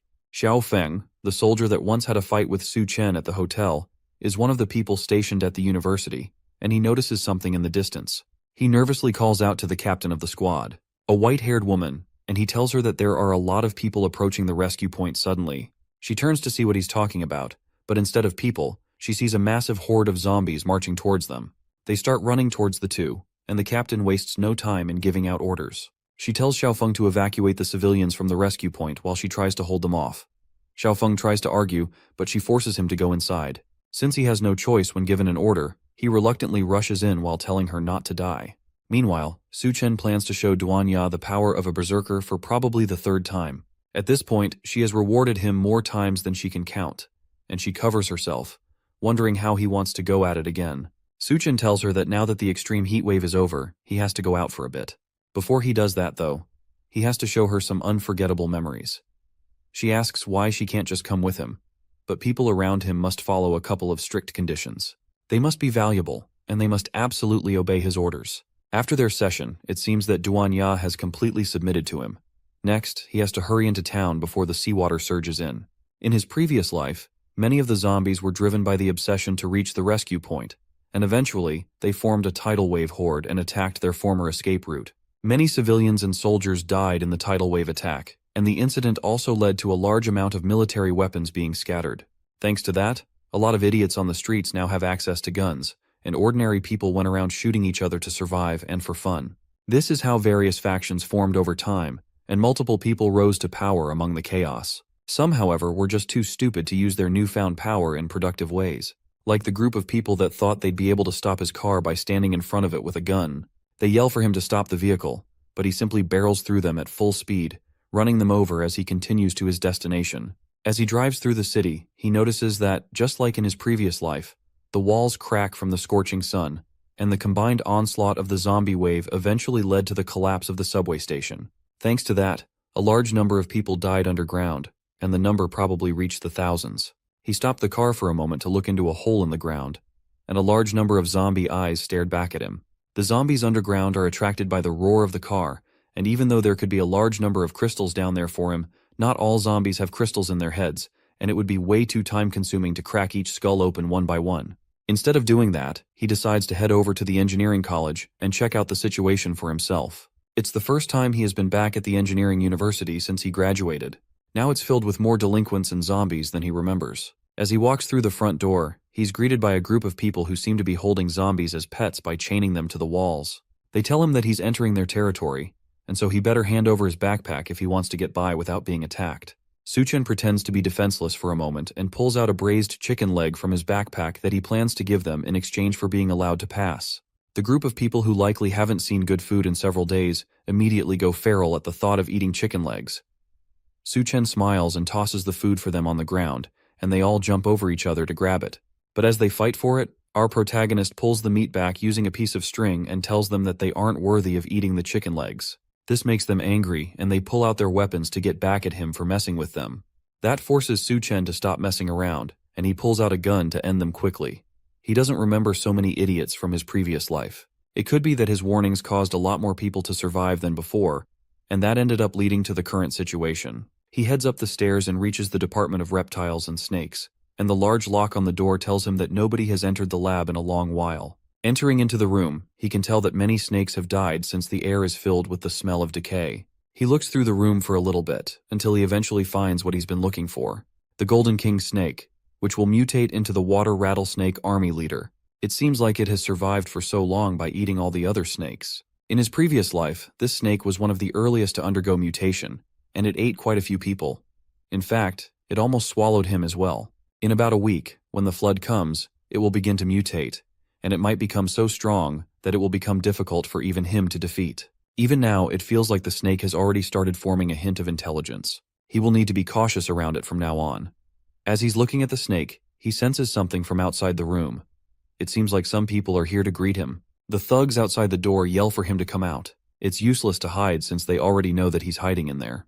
Suchen doesn't hide, of course, and comes out with a hand in his pocket and without a care in the world. It's a critical time for him after all. He can't afford to be disturbed by these guys, so it'd be better for him to take care of them quickly. Before he can make the first move, though, a woman swoops in from the shadows and surprises the thugs. She clamps her thighs around the first thug, while catching another under her arm and snapping his neck. In an instant, two of them are dead, and she immediately jumps on the third one and grips him by his face. Then she snaps his neck immediately as well before he has a chance to react.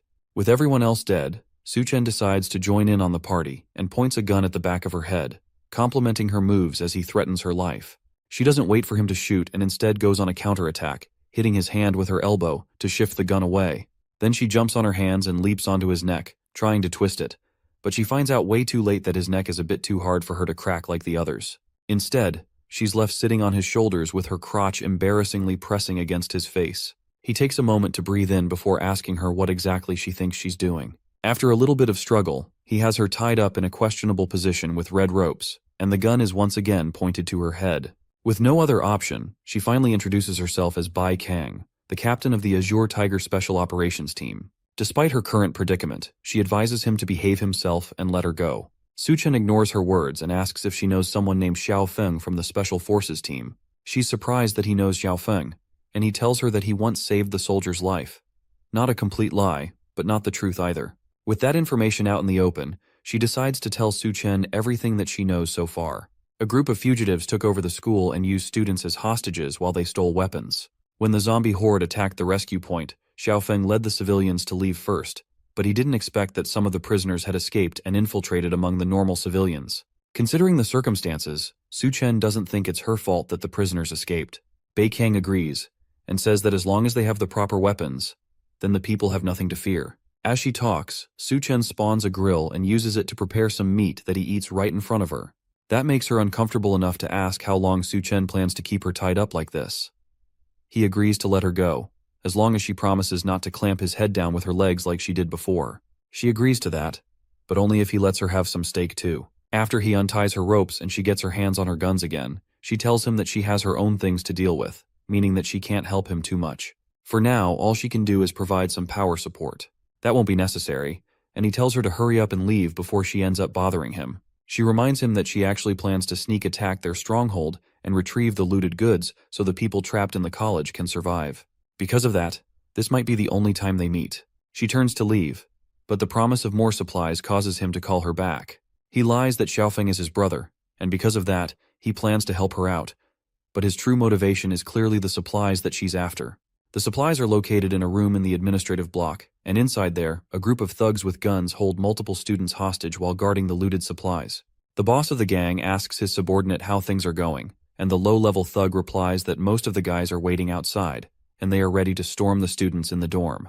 The boss smiles as all his plans start coming together, and he says that those who weren't cooperative in the beginning should be at the front, while the less cooperative guard the back. As they're talking, someone breaks down the door to their hideout and interrupts the meeting. It's Su Chen, and he calmly apologizes for disrupting their gathering. The thugs freak out and ask who he is and how he managed to break in when there are more than 20 people guarding the room from outside. He tells them he got in really easily and shows them a demonstration by lifting his finger and pointing it at the man that asked him the question. Then he goes bang, and the man's head explodes in an instant as he falls to the ground dead.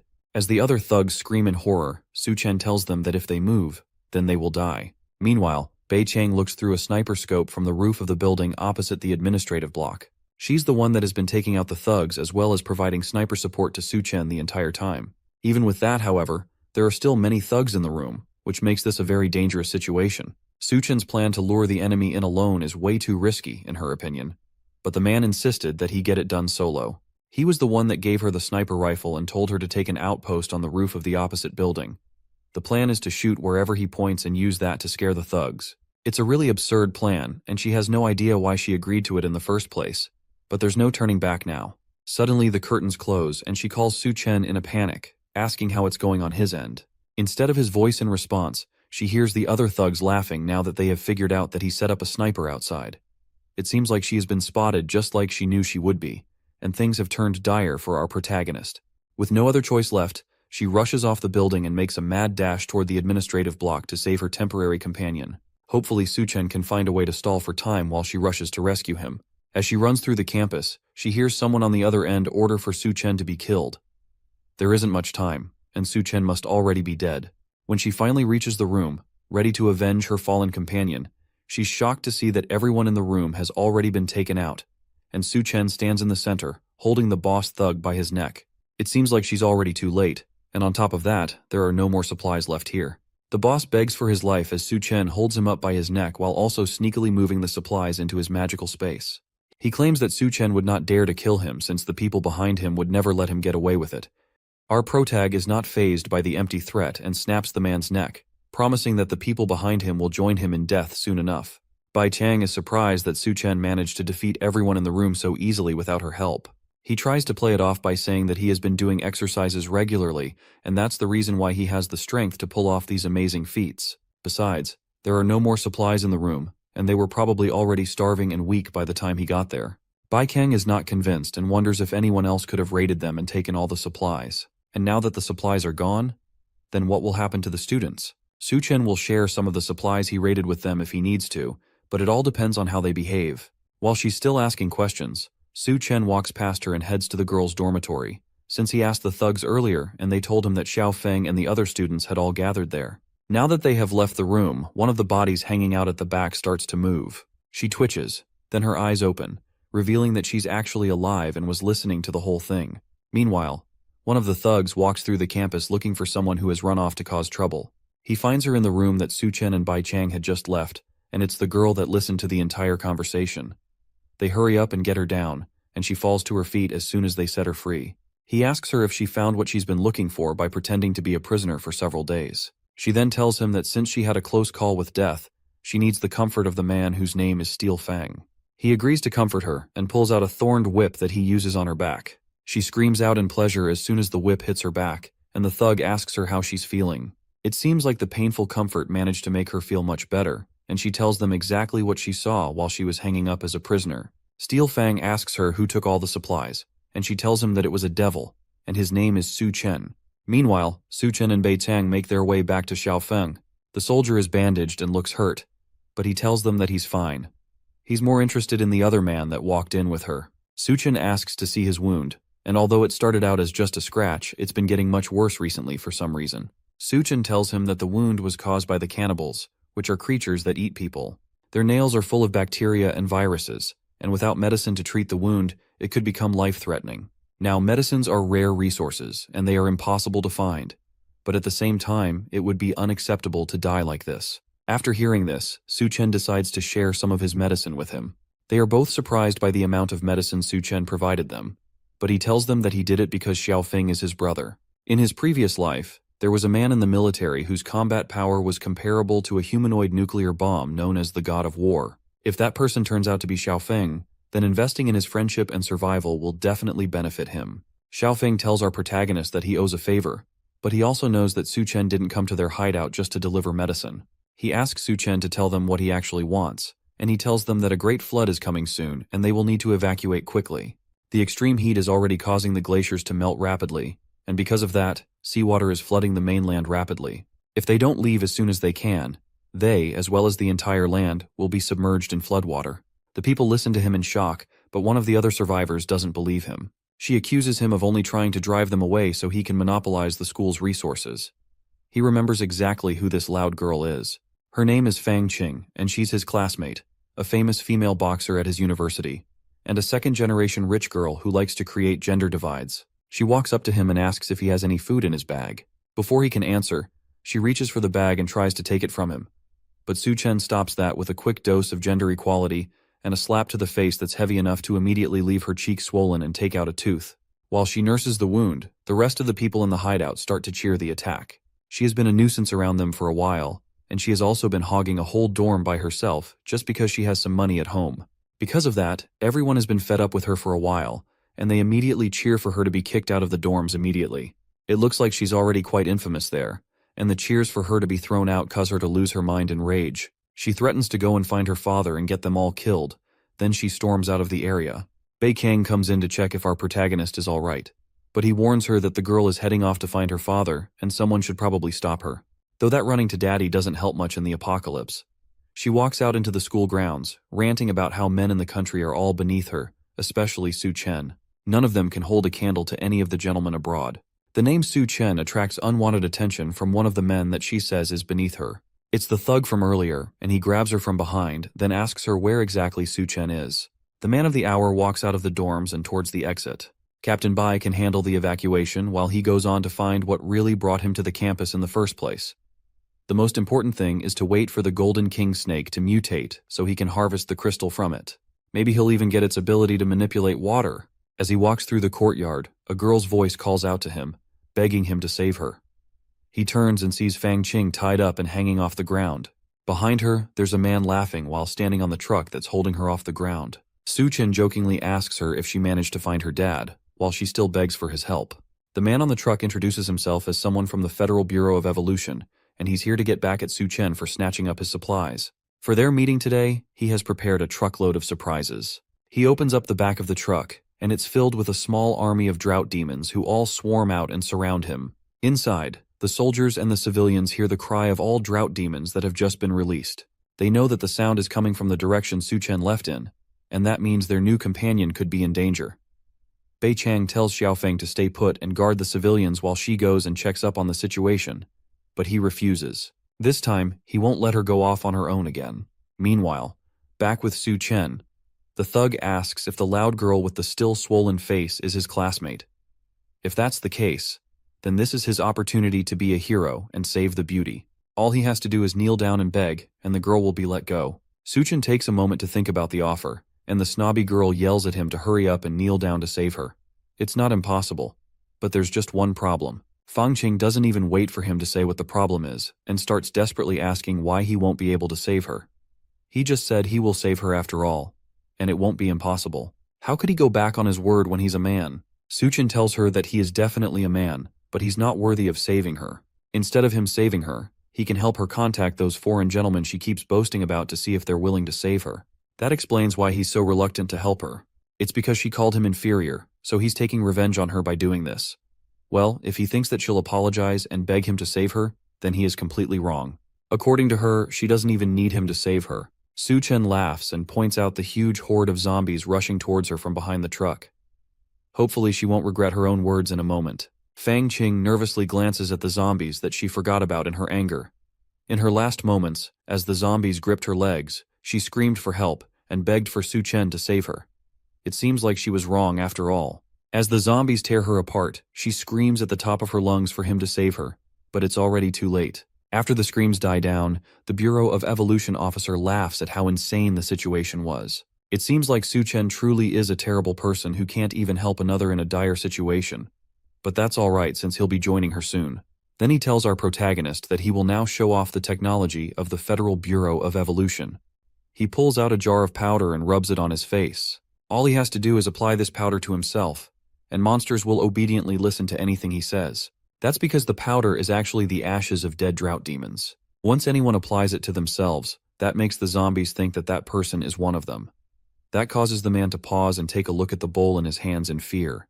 It seems like he didn't even know that he had been rubbing his face in monster ashes.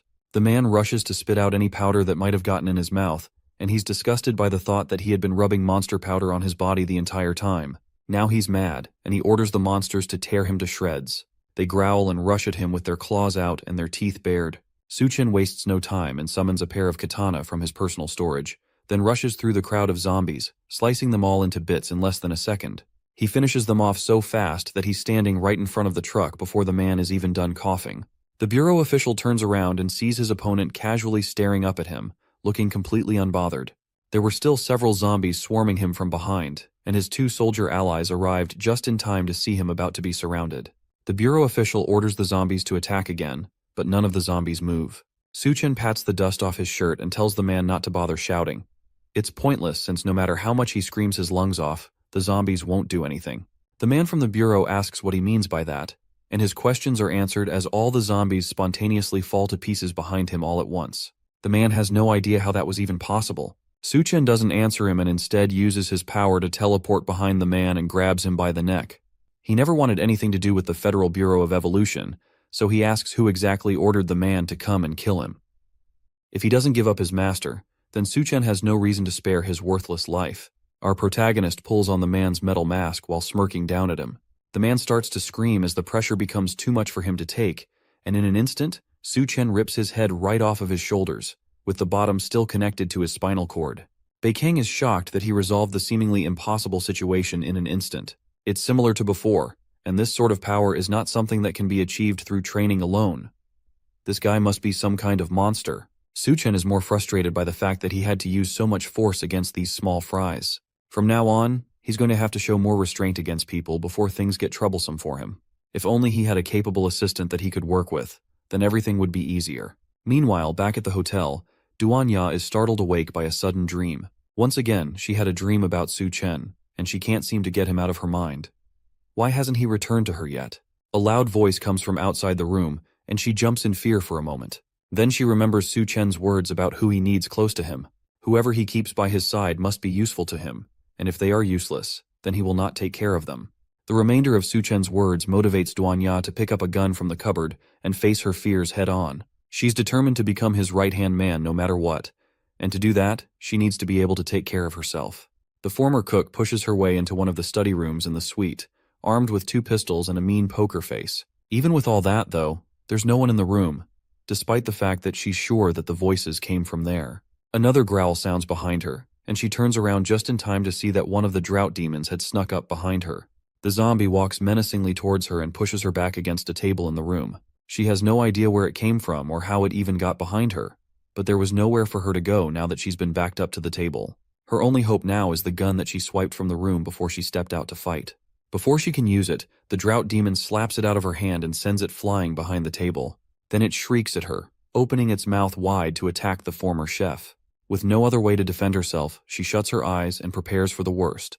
But luckily for her, the zombie misses his attack completely and instead bites into a chair beside her. She has no idea what's going on or what this guy is doing, but it seems like she's safe for now.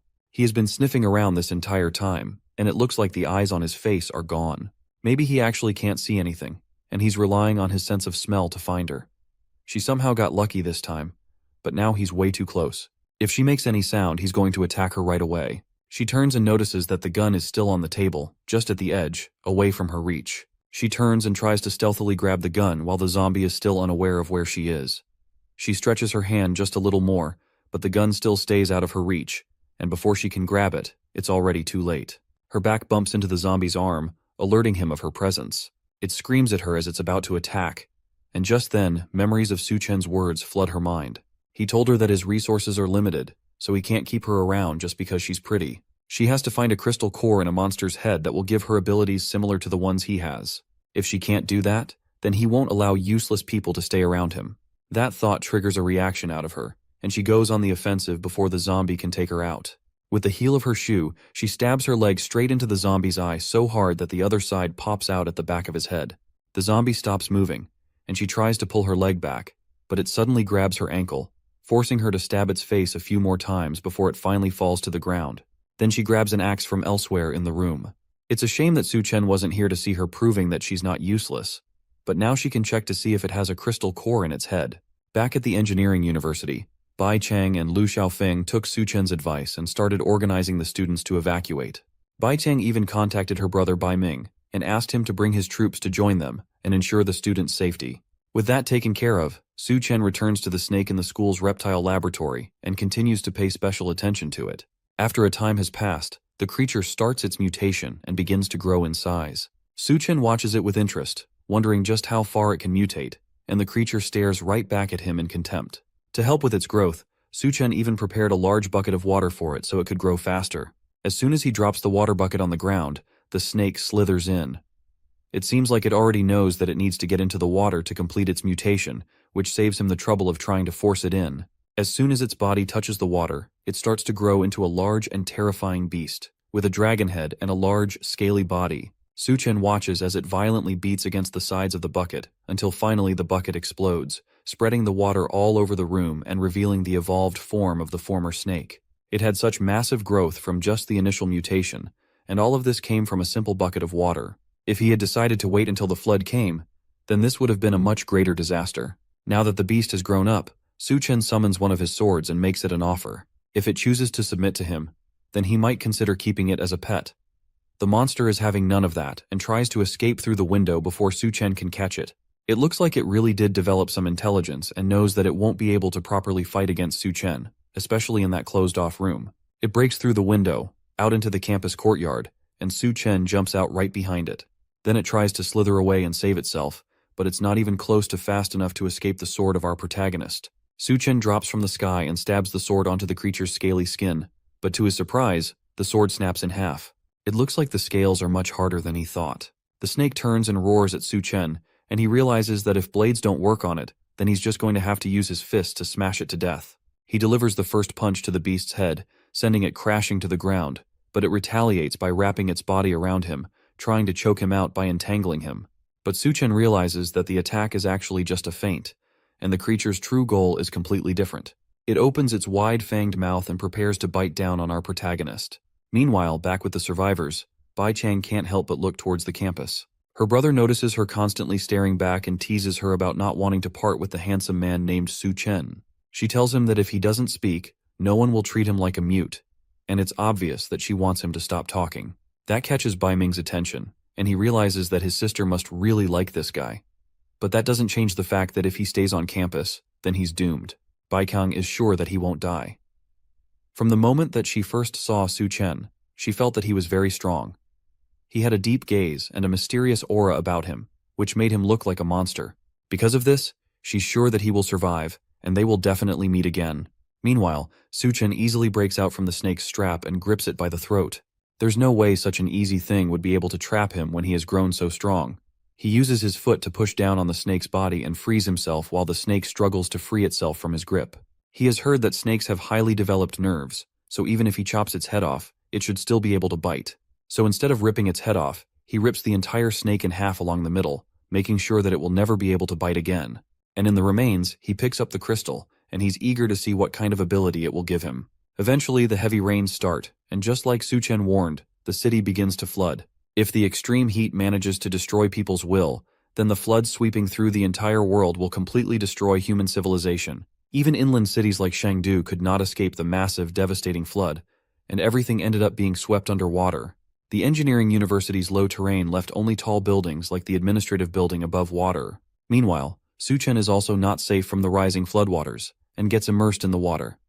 Thankfully, after absorbing the golden king snake's core, it grants him the ability to move and breathe freely underwater. Because of that, his body has undergone even more changes and has become stronger. After coming in contact with the water, his body developed tiny scales, and his strength improved massive amounts. On top of that, his eyes have become more sensitive to light, and a protective membrane has formed in front of them. Even though he's not using his nose or mouth to breathe, he isn't suffocating underwater, and it feels like he's breathing through his skin.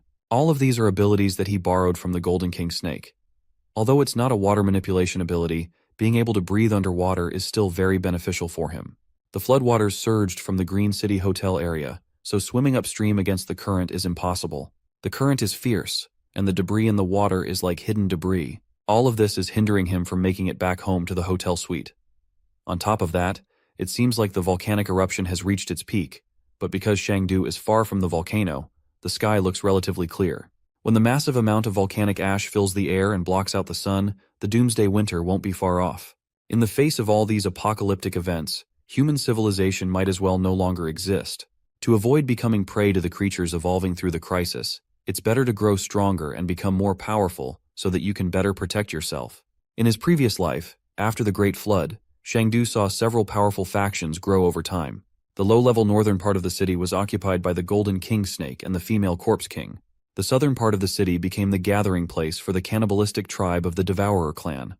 The western part of the city was controlled by the Rat King and his army of rats, while the eastern part was occupied by the Skull Crusher Gao Qiang and Hell's chef, Duan Ya. In his previous life, Su Chen almost died multiple times at their hands. However, in this life, he has already dealt with Gao Qiang and the Golden King Snake ahead of time. In order for him to stay strong, the best method is to get the remaining crystal cores for himself. However, the Devourer clan has a large population and numerous factions. On top of that, the female Corpse King is elusive, which makes it nearly impossible for him to find her now. In his previous life, the University of Technology had experienced a rat plague, which means that the Rat King should be there. All he has to do is find it in advance so he can get its crystal core with minimal effort. A few sounds from underwater break him from his thoughts. It seems like he has relaxed for too long, and multiple underwater creatures have ended up surrounding him. Meanwhile, elsewhere in the flooded city, two men hang on for dear life against the raging floodwaters. They desperately wonder how a flood broke out from the middle of nowhere.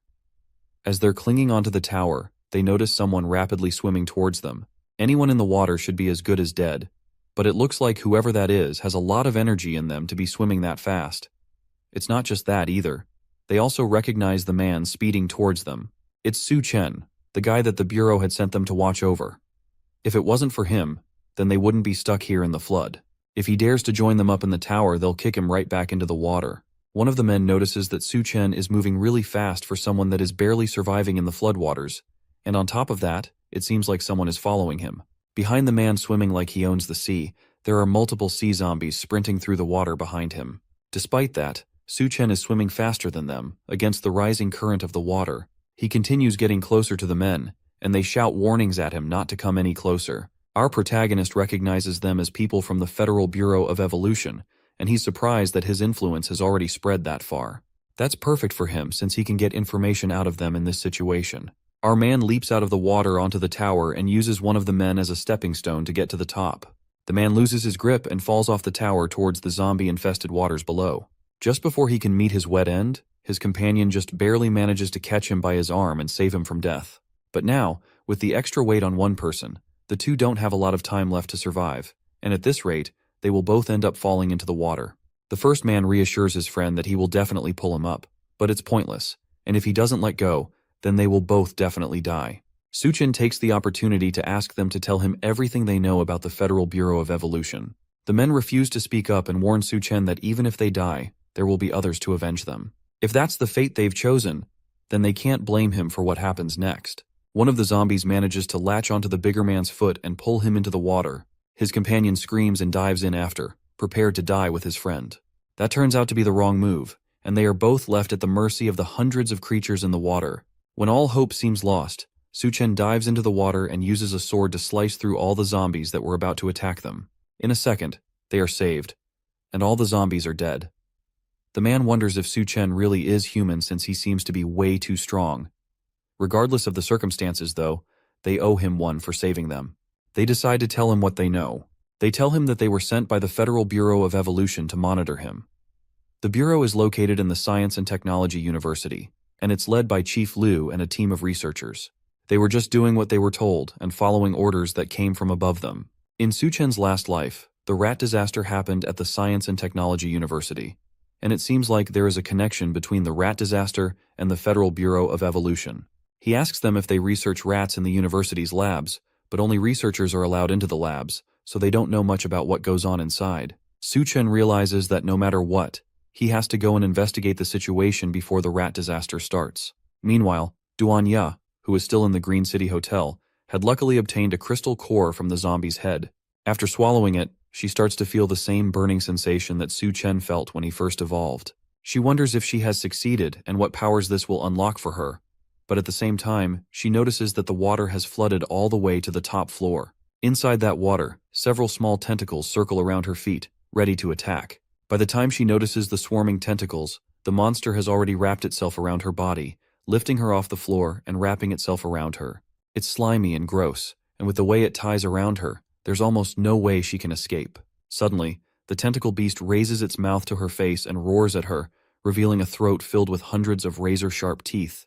It lunges at her, and she barely manages to catch it in her hands and stop it from biting into her. But the creature wraps itself around her hands, further stopping her from moving. More of them burst out from the water, and before she can think, she's completely entangled and surrounded by dozens of them. They all attacked so fast that she didn't even have enough time to get used to her new abilities.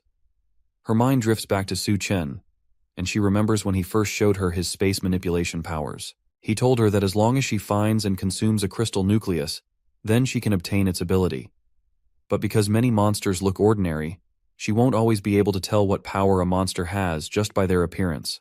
The best way for her to figure out her ability when she doesn't know what it is would be to feel it in her body and in the environment. Once she gains new abilities, she will be able to feel every change and then try to master and control it. She focuses on the environment, and eventually she's able to feel the change in her body. She can see the little brains of the monsters that are attacking her, and she uses her new power to yell out a command, forcing them to stop moving.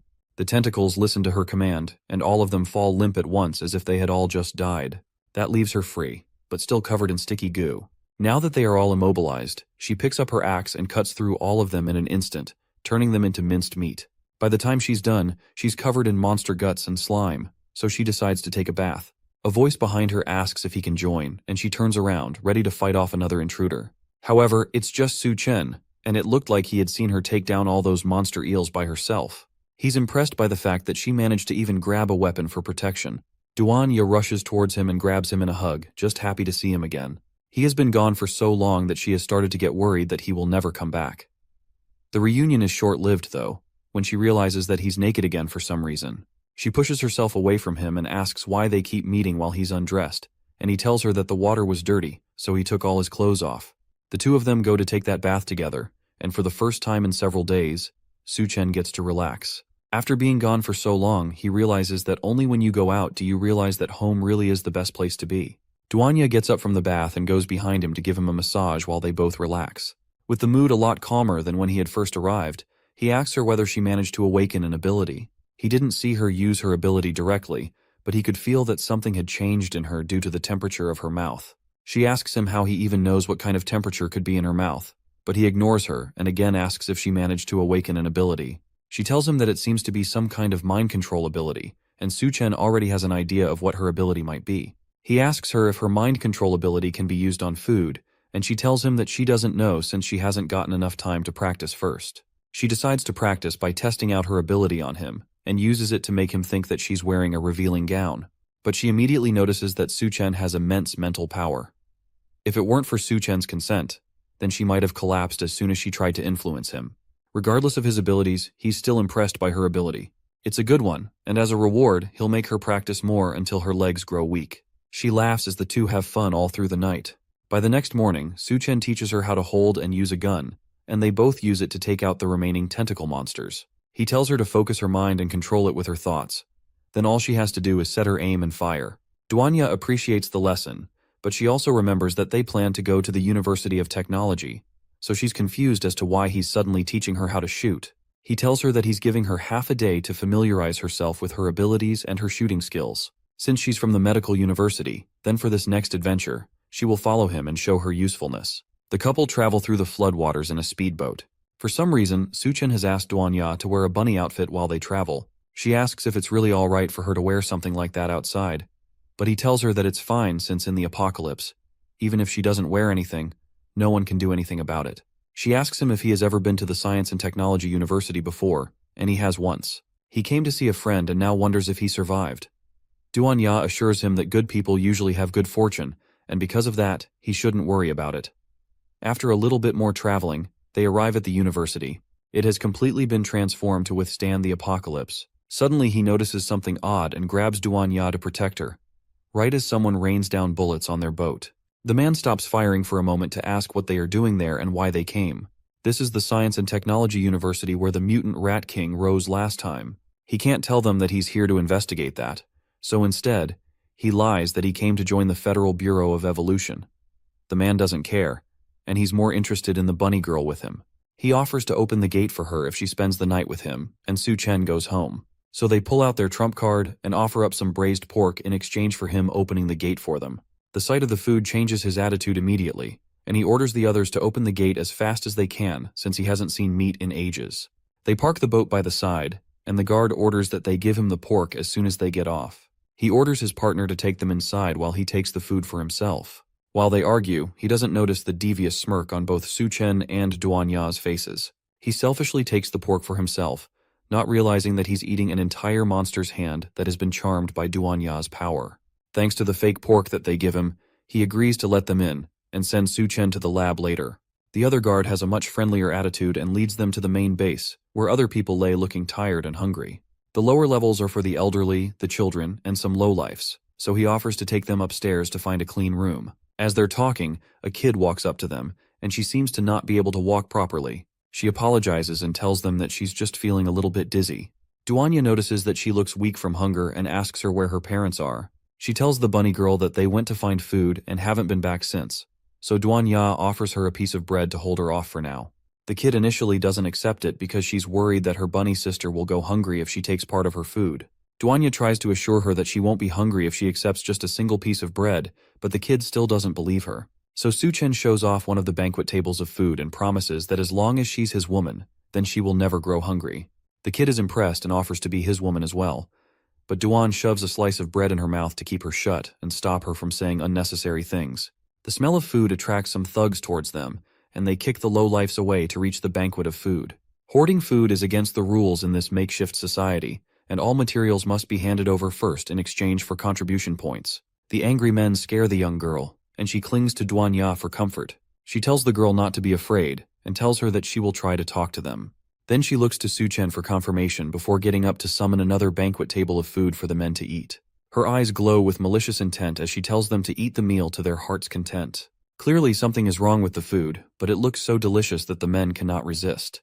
They all push each other to be the first to get a taste of the meat, and the food is so good that they almost cry tears of joy.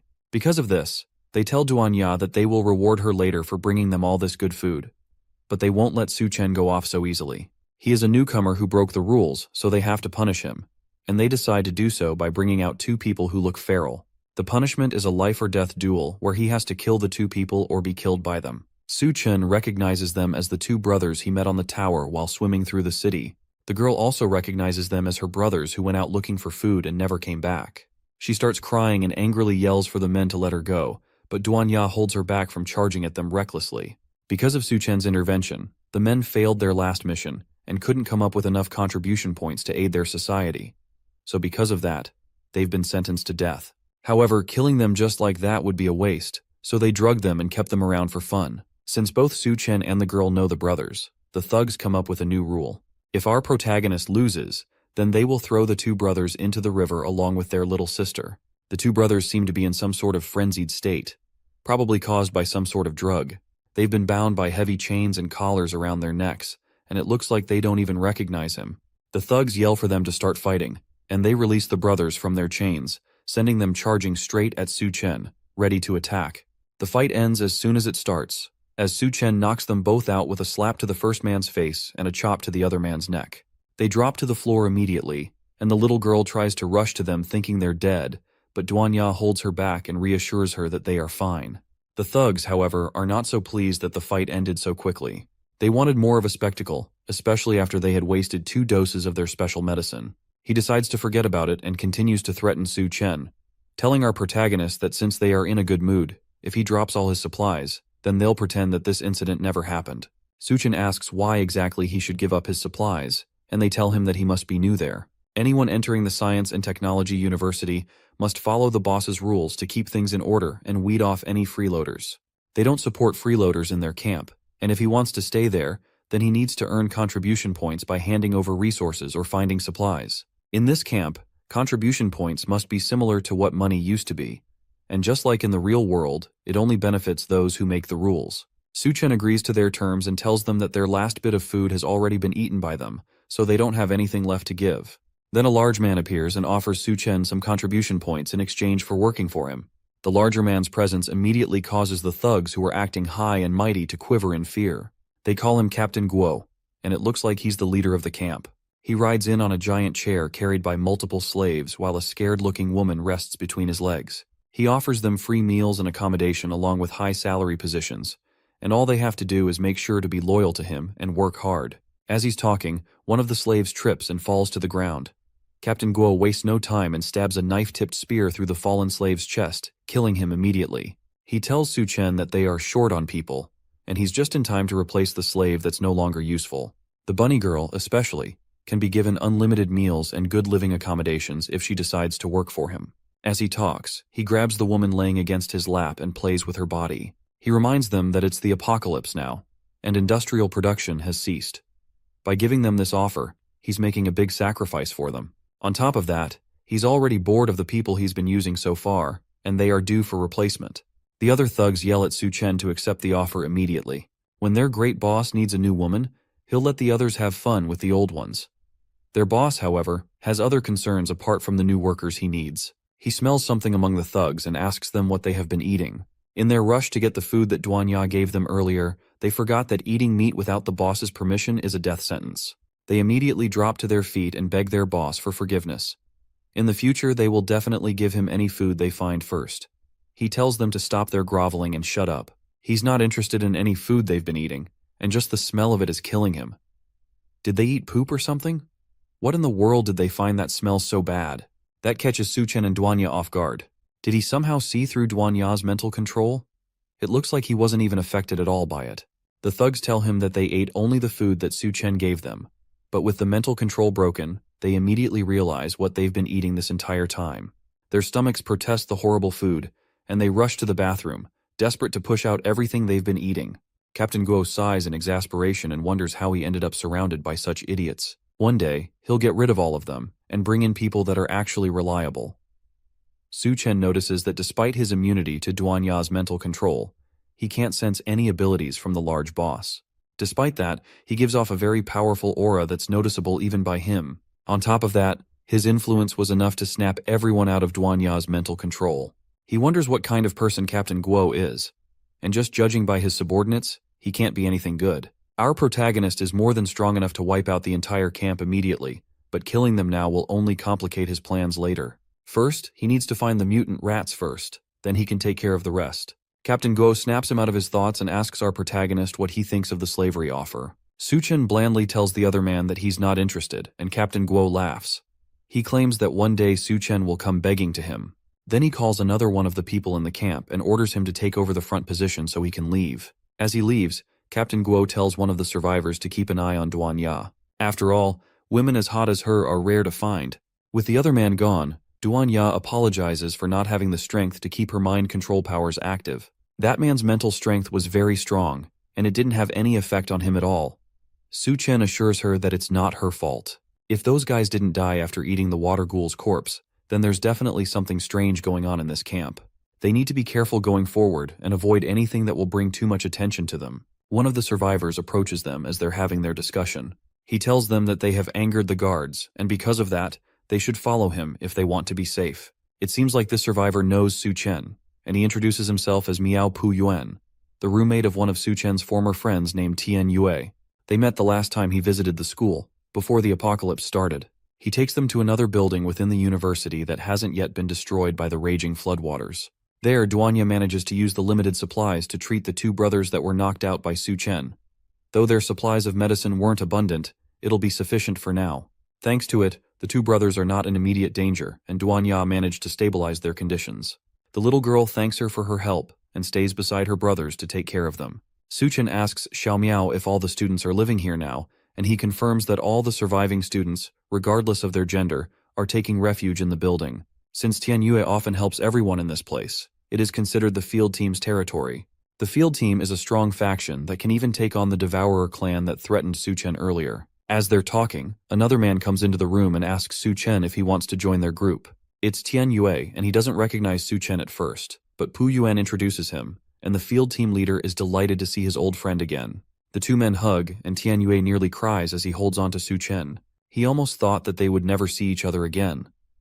Since it's rare for two brothers like them to meet again after such a long time, he suggests that both of them go and have a drink. Since he just came back from a mission not too long ago, he can afford to stay with Suchen for at least a few days. As they're talking, he notices the beautiful Duanya staring at them, still wearing her bunny suit.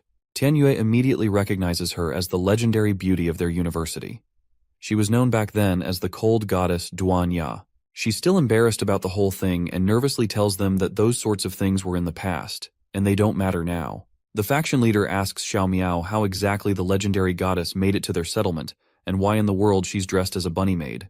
Now that it's been pointed out, Xiao Miao also notices that the woman in front of him was Senior Duanya from the medical school. All their stares and comments cause Duanya to cling to Suchen and ask for a change of clothes. It's way too embarrassing to be dressed like this in front of her juniors. Suchen smiles and agrees to let her find a change of clothes, while the other two men seethe in jealousy that their friend is hugging the goddess Duanya. After that, Tianyue offers her a private room to change into. It's a bit messy, but she can sit anywhere she wants and get changed in peace. Suchen notices that it's a luxury room, and Tianyue must have purchased it with a large number of contribution points. The faction leader also notices that the two of them didn't bring any bags with them, and he wonders where the clothes came from. But Suchen changes the topic immediately and asks about his regular missions.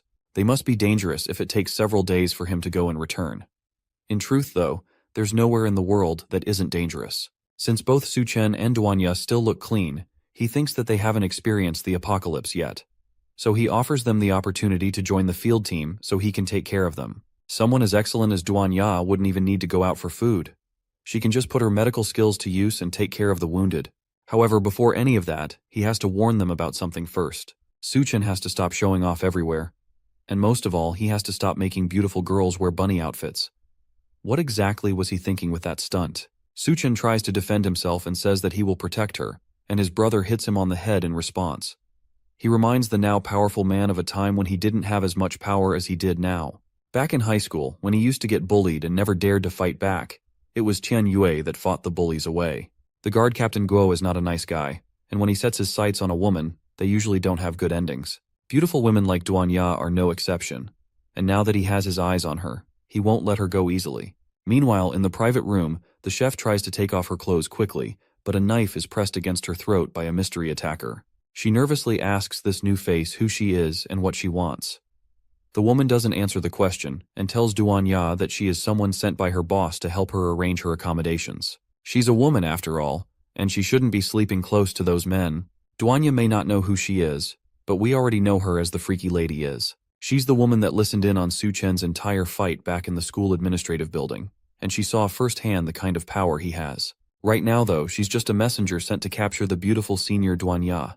The chef tries to tell her that there is already enough space in the settlement, and she doesn't need any help, but the other woman insists. The boss asked her specifically to come over, and no one refused the boss. Duanya, however, is about to become a pioneer. She uses her mind control powers and tells on the woman, causing her to pause, unable to move her own body. Then she tells her to let go, and the woman complies, stepping away and dropping her hand. Using her mental power to forcibly control people is always difficult, but she can manage to do it for a short time. For now, though, she has done her part, and Suchen can handle the rest. As she walks towards the door to alert the others, the woman forces her body to move and manages to stab her own hand. The shock of the pain forces her senses to return to her, and uses the brief moment of clarity to attack Duanya. The two slam against the wall, and the commotion alerts the others outside. They bang on the door and ask Duanya what's happening. There's no way someone would make so much noise while just changing clothes. The attacker tries to silence her by covering her mouth, but it's no use. Since they don't hear any answer from inside, they assume the worst and break into the room. The first person to walk in is shrouded in shadows, and the mysterious attacker doesn't recognize him at first. so she rushes at him with blinding speed, ready to attack and kill. Tianyue tries to get in front of him and protect his friend, but that's not necessary since the attacker recognizes who she's up against immediately. She saw what he did in the University of Science and Technology, and she knows his name well at this point. The one called Su Chen took on several zombies by himself and won with little to no effort. Although she has killed many people, her instincts tell her that if she makes a bad move against him, she's not going to survive what comes next. With little opportunity to stop herself or change direction, she instead kneels while still running towards him, causing her to come to a grinding halt right at his feet. Then she nervously asks him to punish her and calls him her master. Su Chen has no idea what she wants and what her intentions are, and she asks him if her sincerity is not enough to please him. To show that she's truly giving herself to him, she strips down her clothes and asks him again if that is good enough for him. Tianyue asks our protagonist if his taste in women has shifted so heavily, while Xiao Miao nervously looks away. But taking off her clothes was just a distraction to get their attention away from her. With everyone properly flustered, she launches a smoke bomb, covering the entire area in a thick fog before rushing off in an attempt to escape. Before she can get very far, Su Chen grabs her by the neck and raises her off the ground, stopping any escape plans that she might have had. He asks her if she really thought that she would be able to escape so easily, and it's obvious that he's going to get rid of her. The assassin begs for her life and tells him that he can't kill her. She tells him that the girl he saved, as well as her two brothers, have been taken to the settlement's arena. If he kills her, then there will be consequences, especially for those three. Su Chen couldn't care less and tosses her into the floodwaters outside the building. The others, though, are more concerned about what she said. The girl she mentioned is Xiao Mei, and the guards must have taken her as well as her two brothers while they weren't paying attention. Xiao Miao asks what they should do now. If they don't save them, they'll be bitten to death by the big mutant rats. The topic of rats catches Su Chen's attention, since that was the main reason he came to the settlement in the first place. He decides to go and check it out for himself, and Tianyue asks him to stay calm and avoid conflicts. Meanwhile, in the arena, Xiao Mei nervously stands in the middle of the field, prepared to fight for her brothers. Captain Guo sits on a stage in front of her, clearly controlling the whole thing. He tells her that since her two brothers failed to complete their tasks, then they have been given the death sentence. However, since she is willing to enter the arena and fight, he has decided to give them one more chance at life. The two brothers hang by their necks behind the man, inches away from their deaths. They shakily try to tell Xiao Mei to not believe him and run for her life, but Captain Guo tells them that it's already too late for that now. Xiao Mei, on the other hand, refuses to leave. If there is even a small chance that her brothers will be free, then she will fight with everything she has to get them out of there. She asks the large captain one more time if he will really let them go, and he tells her that he will keep his word only if she manages to survive. Behind her, a cage opens up and a large rat marches towards her. She only has a second to turn towards it before it bites down on her arm, causing her to scream in pain. Then it lifts her off the ground and tosses her around, preparing to eat her. As she fights for her life, memories of her and her brothers swarm through her mind. She remembers a time when they were starving, and one of them managed to find a pile of mushrooms for them to eat. She told them that mushrooms were dangerous, and her other brother decided to test the mushroom by eating it himself. After all, he doesn't want a young girl like Xiao Mei to eat something so uncertain. After eating two of them, he immediately passes out from the poison, and they barely manage to save him. That incident was what made the two brothers journey into the city to complete the task of tracking down Su Chen. If they succeed and come back, then they will earn contribution points, and they will no longer have to starve and eat uncertain foods. Those two men that risked their lives for their sister now shouted for her to run and not worry about them. She needs to survive and live well without them, and they can't bear to watch her being eaten alive by a rat. Captain Guo tells his guards to shut them up, and they kick the logs holding the men up, causing them to fall and choke on the ropes. Xiao Mei screams for her brothers and tries to fight back against the rat. She takes the large stick she's been holding and stabs it straight into the rat's eye, causing the creature to scream in pain and finally release her. Then she makes a mad dash to save her brothers and tells them to hang in there. That's a poor choice of words, but her heart is in it. The rat monster recovers and manages to rush after the girl before pinning her down under its paw. Captain Gu laughs at the whole spectacle of her trying to save her brothers as Xiao Mei cries for her brothers. There's no way for her to escape, and all seems lost already while the rat looms menacingly above her. In one last effort, she screams for someone to come and save them, and Su Chen immediately arrives, killing the rat with one quick slap to the face. The others are right behind in, and Tianyue screams at Su Chen for being too impulsive. To Su Chen, though, that was too easy of a kill, and these creatures were nothing but overgrown rats. Captain Guo stares at him in shock, but manages to quickly recover. He didn't expect someone to come into his arena willingly, but since it's death that our protagonist wants, then he will happily give it. As he talks, large gates open up around them, and the rats inside scurry over each other to escape. Su-chen stares them down and prepares to take on an army of giant rats with one hand in his pocket. While Su-chen faces off against the rats, Xiao Miao and Tian Yue manage to free the two brothers from their death traps. They thank her for saving them, but the little girl reminds them that it's actually Su-chen that saved them. Meanwhile, in the higher floors overlooking the arena, a soaked assassin watches the match in contempt while standing behind a scientist. The man in the lab coat asks if Su-chen is the special research material that she mentioned before. She confirms that he is someone with superior genes that will definitely solve the instability of the Doomsday genes. If they can do that, then they will be able to make the rats that were created using the latest technology bigger and more ferocious than before. Su-chen stares those same rats down, and it seems like both of them are ready to attack in an instant. The scientist has high hopes for our protagonist, but if he dies here, then he doesn't deserve to be their experimental subject. Su-chen wastes no time unintentionally proving himself by easily killing several giant rats in less than a second. His companions gasp in shock, and Tian Yue wonders if this is the Su-chen he really knows.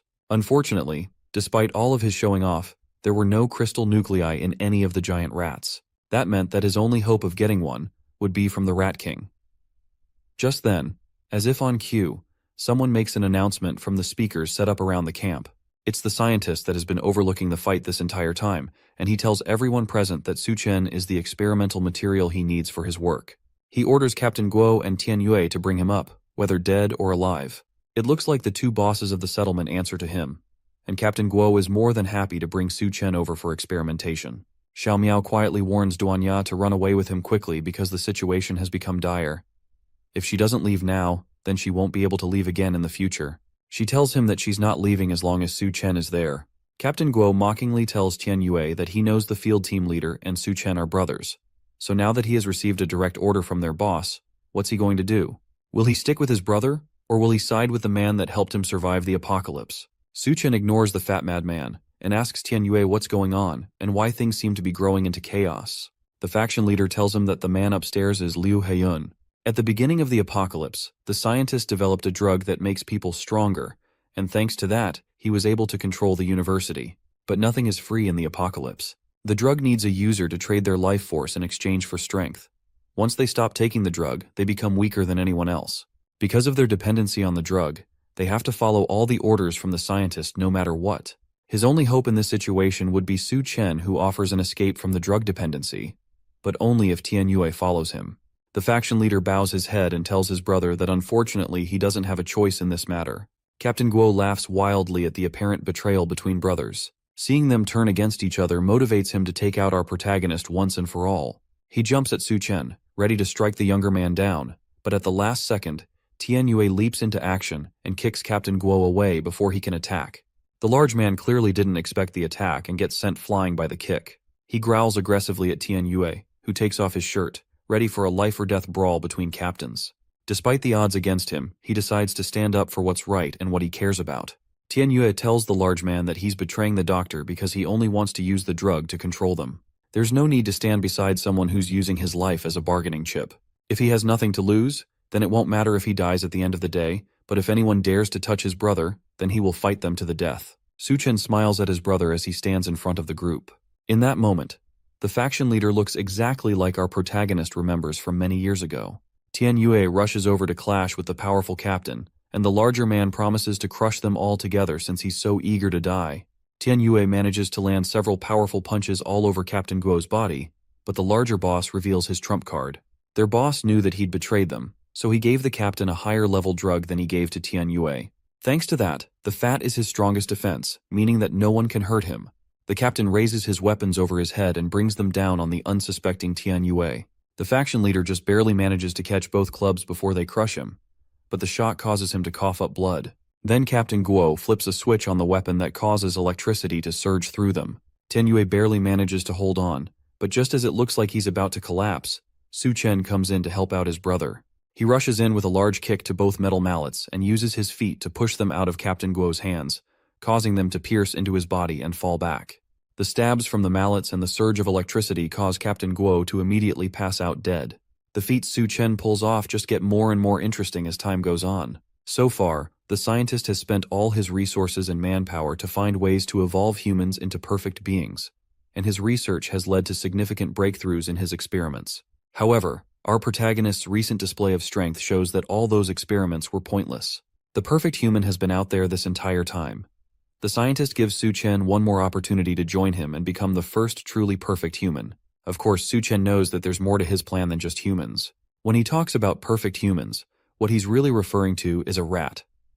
For the scientist, rat genes are the closest to human genes, and using the rodent's genes, he can create an army of rat men and then conquer the world.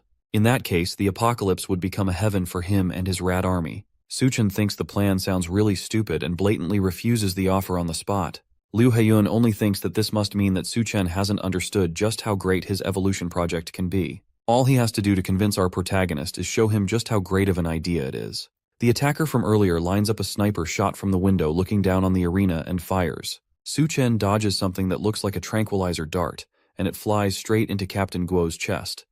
The large man immediately starts to mutate into a terrifying new beast, and the electrified mallets also get absorbed into his body. The big guy used to be a sumo wrestler, and his fat made him resistant to most heavy attacks. Combining that with the level 3 drug that was just injected into him, his strength has been enhanced, and on top of that, any damage he gets is healed immediately.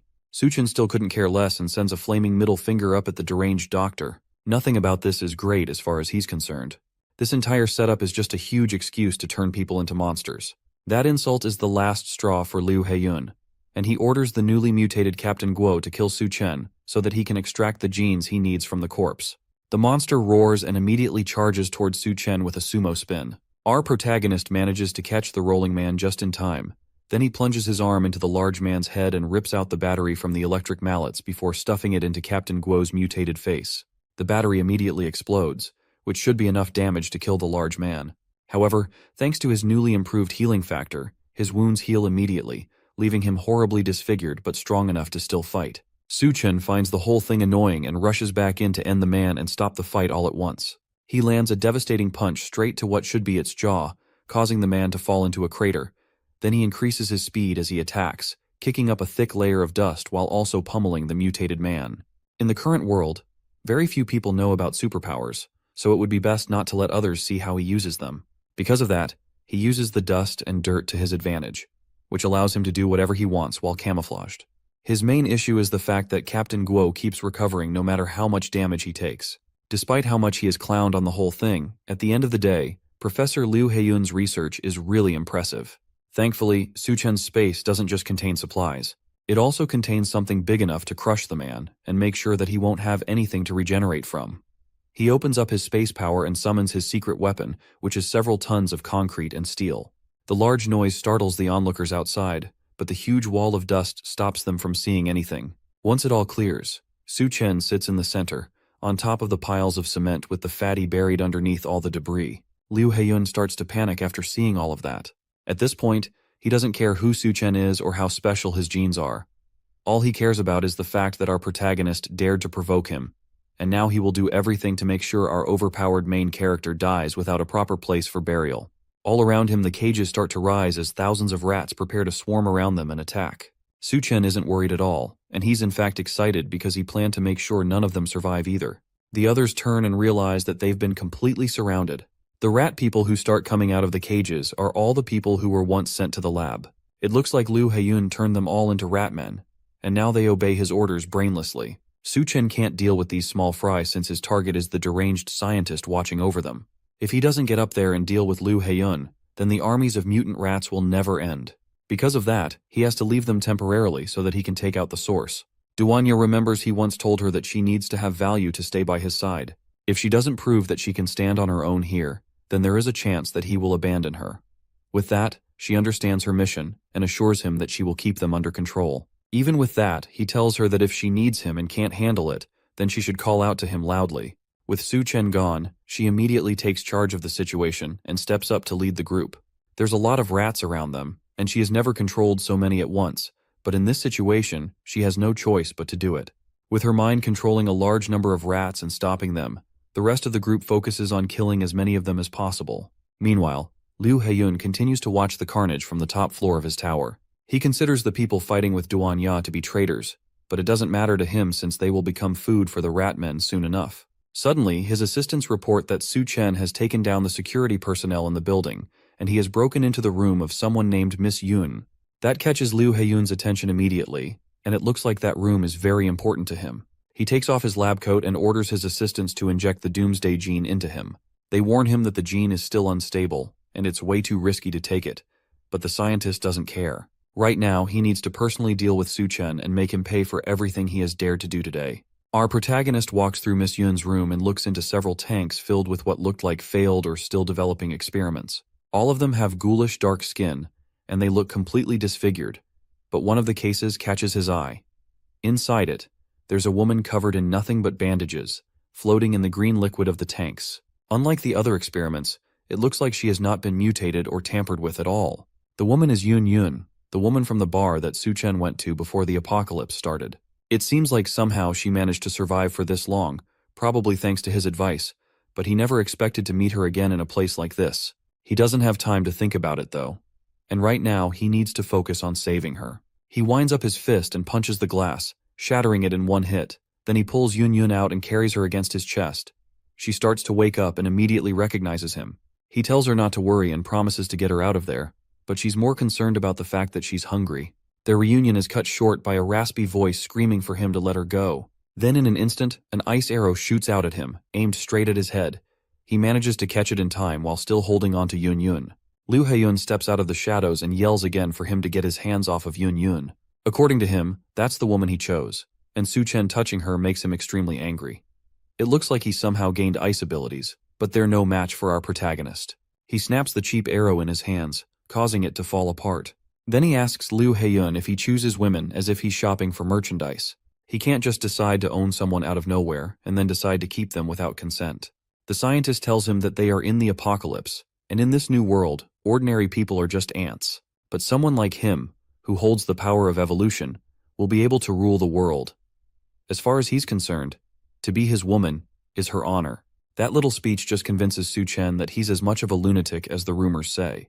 Yun Yun desperately clings to our protagonist and begs him not to leave. She's scared of the situation she's been put in, and Su Chen has already come to save her. That makes Liu Heiyun even angrier, and he grits his teeth while asking Su Chen one more time to let go of her. Then he rushes at them, screaming that Yun Yun is his woman and she belongs to him. Su Chen reacts quickly and kicks a shelf at the scientist to slow him down, but the man swats it away like it's cardboard. But in that brief second he spent defending himself, Yun Yun jumps up and kisses Su Chen on the lips as a reward for saving her. She tells him that she's still mad at him for leaving her hanging last time, and she's only taking what he owes her. But that used up the last bit of energy she had, and she collapses on his shoulder in an instant and passes out. That finally sets Liu Heiyun over the edge, and he hunches over in anger while gritting his teeth. This is the worst betrayal he has ever felt, and the anger causes him to lose control of his mind. He decides at that moment that if she doesn't want to be with him, then she can just go to hell together with Su Chen. Then he starts his evolution process, causing his clothes to shred into pieces as his eyes glow white, and veins pulse all throughout his body. Then his skin starts to grow dark, and his teeth sharpen and grow until they become fangs.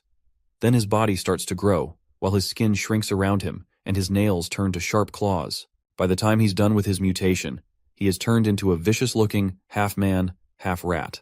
Then he promises Su Chen that he will show the true power of a god, but Su Chen is not intimidated at all and calmly holds on to Yun Yun while inviting the scientist to come and attack him. He helps Yun Yun lay on the ground and tells her to rest against the wall. She once again complains that she's hungry, so he gives her some of his chocolate to eat. Yun Yun looks very weak and frail because she has been trapped inside the lab for some time, and Su Chen seems very worried about her. As the two of them share that private moment, his eyes light up as he suddenly notices a hostile presence. An ugly-looking monster appears by his side, angry that the two of them are ignoring it.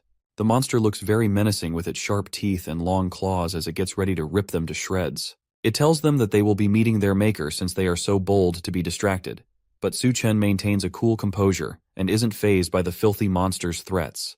The monster almost looks gravely ill, and its body looks skinny and disgusting. In an instant, he weaves his hand and destroys the monster's upper body. The mutated rat's parts fly across the room, with its blood and guts spilling everywhere. It is a befitting end for such a repulsive creature. As the blood splatters everywhere, Su Chen is disappointed and asks if that is all the monster has. The look on his face shows that he is expecting more of a challenge, but the monster clearly isn't ready for Su Chen's overwhelming strength. Meanwhile, Yun finishes off the chocolate, and she asks him if the people downstairs are his friends as she looks through the window from the corner of her eye. Su Chen confirms that they are his friends. She grabs a chair and says that she is going to repay him for everything he has done. It is only fair, considering the fact that he also saved her life. Yun throws the chair at the window and shatters it, then prepares to jump down to the bottom floor to save Su Chen's friends. She gives Su Chen one last good look and tells him that Liu Huyan isn't so easy to kill and that he needs to be careful. After that, she jumps out of the window, slowly increasing in size, and by the time she lands on the ground below, she is tall enough to tower over everyone around her. The crash scares Su Chen's friends, and it takes a moment for them to figure out what just happened. Duanya and the others turn in surprise to see the huge woman, who cries about the fact that she landed right on her butt. The bunny girl barely believes what she is seeing, while Tianyue just realizes that it's a giant woman who crashed the party. Somehow, despite her increase in size, she doesn't lose any of the bandages on her body. With the destroyed buildings and structures in front of them, they don't believe that they are looking at a giant woman. While they are still trying to comprehend what is going on, a lot of the rat army lays dead behind them. Yun grits her teeth and is still trying to recover from the pain of the fall. She eventually gets up and starts walking through the plains of the battlefield. The other people are still asking how a giant woman suddenly appears out of nowhere. As Yun moves around, Tianyue begs not to be crushed, especially since he can see between her legs from where he's standing, and he even says that he can see the color. She manages to crush one of the rats under her feet, causing it to scream out in pain and wriggle around under her leg.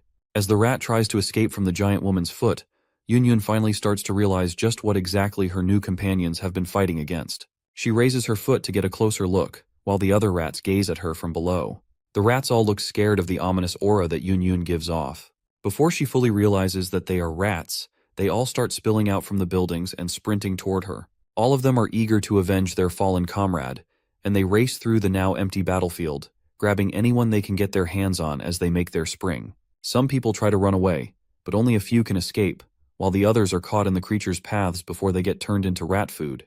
As Yun realizes that she's fighting against giant rats, she starts to panic. She cries and asks for help because she can't stand the monsters. Everyone else starts to run away from her because she begins stomping the ground, which means that she might accidentally kill both rats and humans in her panic. The shockwaves from her stomps make them all run for their lives. She keeps yelling at the creatures to get away from her, while the other humans try to calm her down before she stomps them to death. Most of them give up on calming her down and try to get away. Su Chen watches the chaos as he marvels at Yun's insanely powerful ability. Unknown to him, as he stares out the window, the rats in the room begin morphing and coming back to life. He quickly turns his head and sees the creatures rushing toward him, but he knows that he can take them out. Su Chen doesn't resist as the rats swarm and climb all over his body. He acknowledges that Liu Huyan really isn't that easy to kill. Then he allows himself to get engulfed by the swarm while maintaining a calm demeanor. The rats merge together around him, forming a new body that looks like it belongs to the Rat King. A few seconds later, he is completely swallowed up by them, but not once does he try to save himself. From the depths of the horde, Liu Huyan's hand reaches out like an ominous being that has been brought back from the dead. The large rat emerges with his full body, now turned fully into the Rat King that Su Chen has been trying to find. He laughs and says that his body is practically immortal, mocking Su Chen's futile efforts at trying to defeat him. Now that the main thorn in his side has been taken care of, it's time for him to start taking over the world. The rest of the fighters below are shocked when the rats suddenly stop attacking. They all just stand like mindless figures, as if their minds have all been connected to a hive, and they are awaiting their next orders. Duanya and her companions wonder why the rats have suddenly stopped. With the rats all in sync, they gaze up to the top of the building, where their leader stands like a cartoon villain trying to take over the world. There at the top, Liu Huyan revels in his glory. He stands and smiles with his gross-looking body, feeling like he has won and there is no hope for his enemies. His eyes glimmer, and he has an overly confident look on his face. The other fighters recognize him as the king of the rats. They start to panic as they look at the sinister creature. All the rats kneel in unison, pledging their allegiance to their leader and honoring the one who makes their existence possible. The bunny girl and her companions are surprised that the rats are even intelligent enough to perform such actions. Meanwhile, Yun continues to prance around as she swats the rats away and tells them to get out of her way. She is angry enough at the unpleasant creatures and doesn't need their unappealing king, making matters worse for her. She walks up to Liu Huyan, confronts him, and asks where our main character is. She is ready to confront the Rat King on the spot if he doesn't tell her where Su Chen is. Besides, she still isn't done having her way with his chocolate. Liu Huyan isn't fazed by the confident woman who stands before him, and he tells Yun Yun that her precious man is gone. He feels disrespected that she speaks to him in such a dismissive tone, and he isn't going to take it. He tells her that she is asking for trouble, and the unsettling smile on his face shows that he is ready to deal with her. Yun Yun, not noticing early enough when the rats climb her body and start clawing at her skin, is frustrated and scolds them for distracting her from her goal of dealing with their king. It isn't just her who suffers at the hands of these relentless creatures. The bunny girl and the other unfortunate companions find it hard to keep up with the rats because they have suddenly gone berserk and are attacking them fiercely. While they try to stand their ground and hold their position, Yun Yun has been pushed down by the rats, who look ready to tear her apart. She tries to protect her face with her hands, leaving the rest of her body vulnerable. Li Huyan laughs at them and boasts about how he will use his rat army for his global plan. But he suddenly gets interrupted by Su Chen's voice. Our protagonist stretches out his hand from the depths of the swarm and apologizes for wasting time to find the crystal core. The mad scientist can't believe what is happening to him. He has a bewildered look on his face and says that Su Chen should have been completely devoured by him, but he underestimates just how strong our boy is. Su Chen rips open his chest with his two hands as he makes his way out of that chaos. He splits the Rat King in two and steps out with a fierce gaze and a red shine in his eyes. His body is marked with red streaks all over, and Li Huyan, despite being split, still can't believe it. Su Chen looks down at him. Please know that he has found what he has been looking for. In his hands, he holds the Rat King's crystal core. With the Rat King's crystal core gone, the mutated rats begin acting more vicious and crazy. Barricades can barely hold them back because they are able to squeeze through with their bodies. More of the creatures start to appear from tight spaces and corners, looking for the next target to consume. They pop out of the holes in the walls and in the ground. As they reveal themselves, they hold on to the dead bones of their pathetic victims. The guys who are caught up in the battle are irritated at the sight of the monsters. One of them complains that the rats are easily squeezing through even the tiniest of spaces. The man screams out with fear in his eyes as he runs for his life. He tells his companion to watch his step close to a ditch. The little girl's bald brother stops in his tracks immediately when he sees a rat emerging from the sewers. He grits his teeth and stands still as the monster sniffs around for the next person to attack. Sadly for the bald man, the rat grabs his leg as he moves and holds onto it firmly. He is confused and has no idea what to do as he screams out, while more of the rats emerge and begin to drag him down to the depths of their sewage. He struggles and yells at the rats to let him go, but there is no hope for him. He tries his best to escape and claws at the ground, but the monsters hold him firmly. The other brother watches and calls out to the man getting dragged down, while the little girl holds onto his shoulders. Tears run through their eyes as they watch him get dragged into who knows where. There is nothing they can do, and as their brother is taken to his death, he tells them not to worry about him, trying to ease their minds as the monsters take him away. He tells the little brother to take care of the little girl, and his voice gradually fades out as the rats finally pull him away. The rats retreat to their depths to continue their meal, as the two keep calling for their lost brother. On the other hand, Tian Yue is completely exhausted. He doesn't look like he can still keep up with holding the rats back. There are injuries all across his face, and his mouth is bleeding badly. His eye bags are so heavy, and it looks like he's about to collapse. The faction leader realizes that the whole thing is too much for him, and he looks like he is about to pass out. Su Chen needs to show up fast and do something, or it's all going to be over. With the little strength he has left, he keeps trying to fight back the rats. He slashes the monsters as they approach him, but he has already reached his limit. The rats can't give up a chance to attack weak prey, so more of them swarm him. At this point, Tian Yue is basically seeing Jesus already. He is beyond exhausted. He can barely keep his eyes open. His arms give out, and it looks like it's finally the end for him. After the last of his energy leaves, he accepts his fate. Yun Yun, as well, is being overrun by the monsters. The monsters climb all over her and bite her body, causing her to wince and cry out in pain. The buildings all around her keep taking damage as she jumps around in pain. Duanya doesn't have it much easier either. The rat monsters run towards her, and she says that it is impossible to block out or mind control all of them. Tian Yue looks towards the sky, and he notices a black figure at the top of the building. The strange figure leaps from the roof and suddenly lands in front of all of them with a menacing aura. As it lands, it kills some of the filthy rats and sends them packing. It has a dark face and a bright, sinister-looking grin. The shadow's aura is immensely powerful, and Tian Yue is frozen on the spot out of fear. He shouts that it must be the Rat King and thinks it is the end for him. Duanya almost starts to cry as she thinks Su Chen might have failed to defeat the Rat King. It's almost impossible to believe that he somehow failed his mission despite how powerful he is. The monster then speaks to them and tells them not to be afraid. The former chef can tell that the voice belongs to Su Chen, and she is able to calm down for a bit. The dark aura around him clears from his face, and it reveals that it really is our protagonist. Despite their fears, he managed to take down the Rat King and absorb his power. Although the remaining consciousness in the crystal core wants to devour him, thanks to his sharp mental strength, he is managing to hold it back. When in a tough situation, he isn't going to lose a battle of mental strength. He has a wicked smile on his face as the shadow slowly fades away from his body. Tianyue is glad to finally see his brother again. Su Chen thanks the faction leader for all the hard work he has done and how he managed to hold back the horde until the Rat King was defeated. Just as the shadow fades from his body, the mutated rats all fix their eyes on him. Now that a new threat has joined the party, they look eager to feast. They all rush towards him from behind, hoping to catch him off guard and overwhelm him, and Tianyue warns him to be careful as he sees the monsters rushing towards him. Nevertheless, Su Chen is unfazed and slightly turns his head to tell the monsters to get lost, with a devilish glare in his eyes. The rats stop in their tracks instantly, and the anger in Su Chen's gaze causes them all to scurry away. They turn to run, clearly terrified of going up against our man, and all of them look like they have just seen a ghost. The barriers that are meant to hold back the mutated rats end up being their escape route, as they squeeze their bodies to get through the little holes. The others escape through their underground tunnels, and the rest go through the vents. The rest of the human survivors can't believe their eyes. They wonder what has caused the rats to suddenly get scared and run away. Now, with the battle over, it seems like they just barely made it through the whole ordeal. Even though Su Chen isn't the Rat King, the remaining power of the crystal core is enough to intimidate the Ratmen into retreating. If he hadn't made it back in time, they would have just kept on coming out of every corner and attacking them.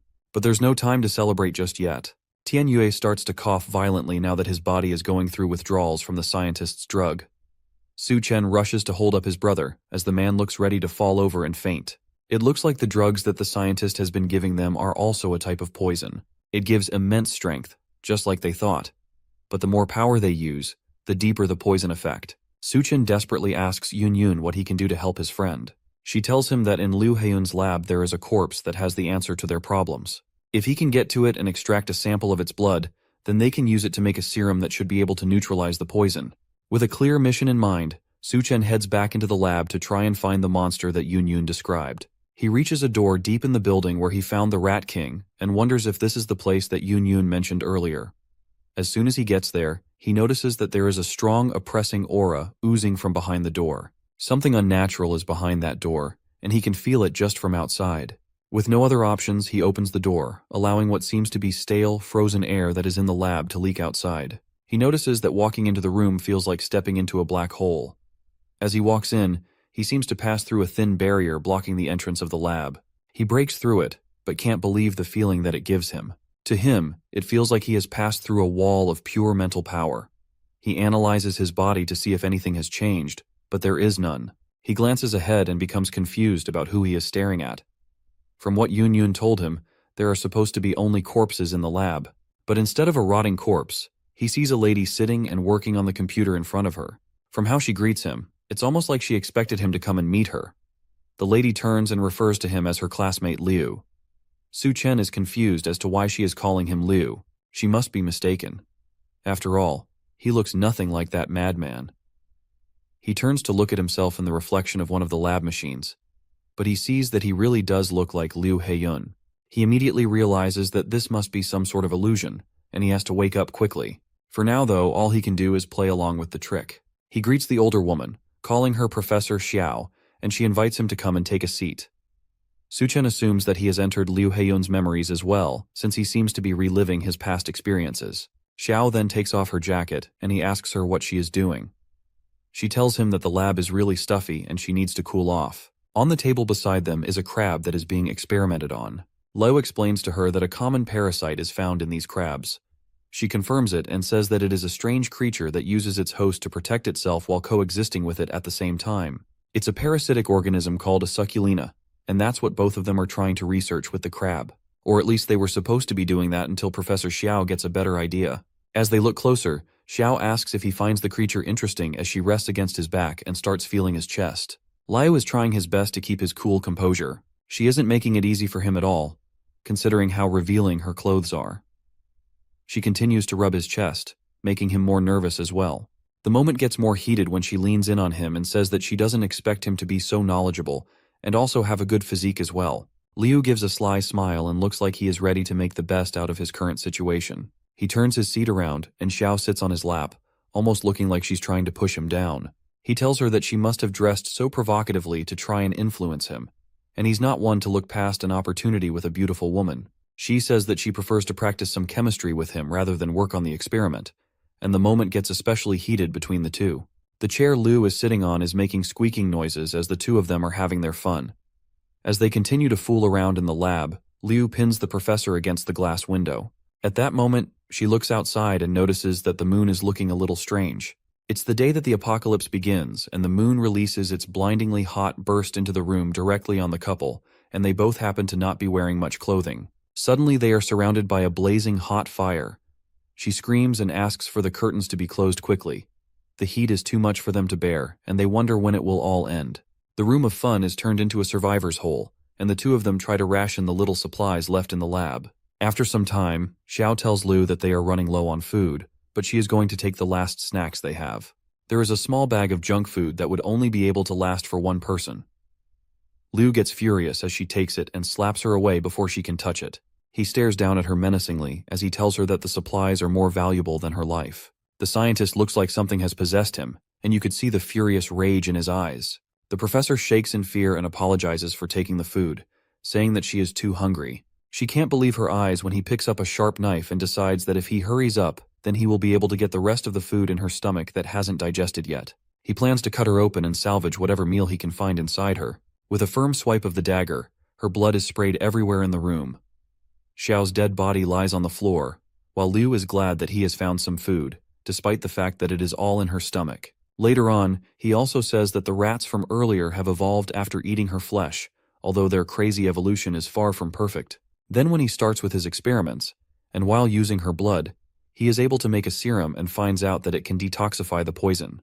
But what surprises him the most is that her body is still alive and still changing. He sees her as the perfect research specimen to work on and decides to use her to create something amazing. Looking closer at the data he gets, he is amazed by it and considers it to be really incredible. According to him, it wouldn't even be an exaggeration to call it a doomsday gene. As Xiao's decaying body hangs in chains in the lab, he smiles as he tells her to expect more surprises from him since she just won't die.